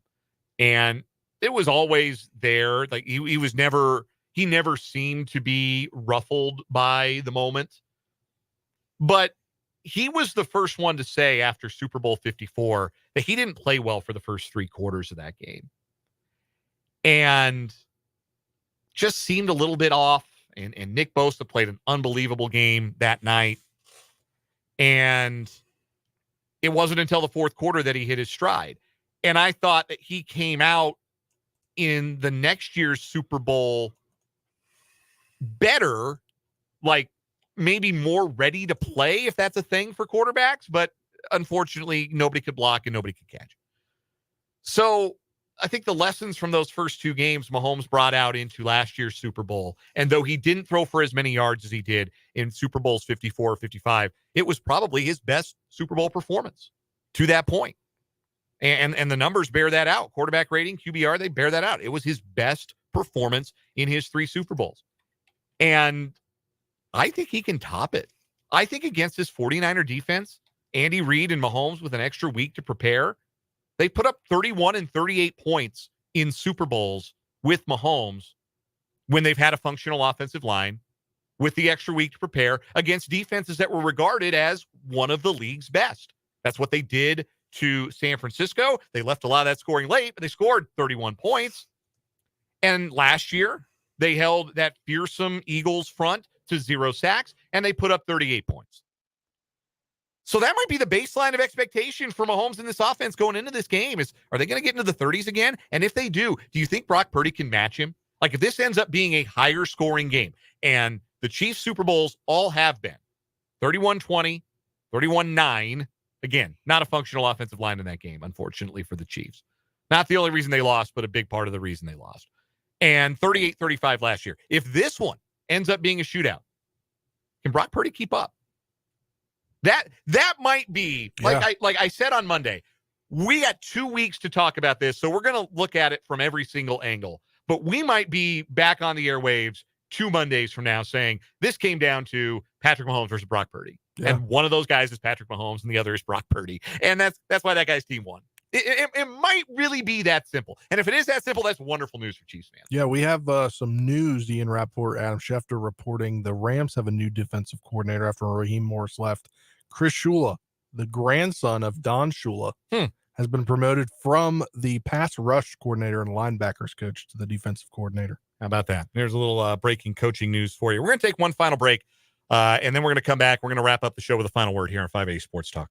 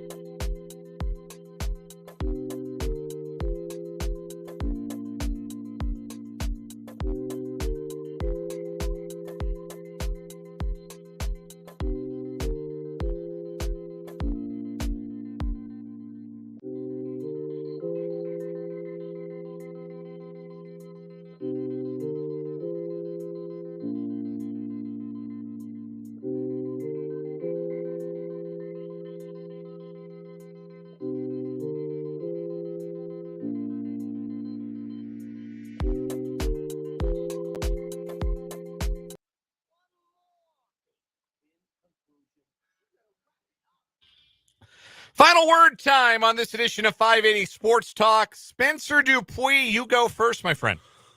I can be a little happier that the Commanders are not the only team without a head coach. The jury still is out on Dan Quinn, although if he brings some of those great defensive players from the Cowboys, if they like him so much they want to come to Washington, I will gladly welcome Micah Parsons and who's another guy? Deron Bland, first team All-Pro. Like I'd welcome those guys. Trayvon Diggs. That's who I was thinking of, yeah. Trayvon Diggs. I'd welcome those guys. I'm very intrigued to see what they do offensive coordinator wise, but happier person than I was when I heard the news. That's my final word for today. Final word from me. They do say that zebras can't change their stripes. Cheetahs can't change their spots. Leopards can't change their spots. They say a lot of things, but they've said it about this Chiefs team, and maybe the Chiefs are making liars out of them because the Chiefs have throttled back the penalties, throttled back the drops, throttled back the turnovers. That, more than anything else, is the reason that they are playing in the Super Bowl in 10 days. And if they've got one more game where they can play clean, connected, communicative football the way that they have through the AFC playoffs, I think there's not much standing between them and a Lombardi trophy.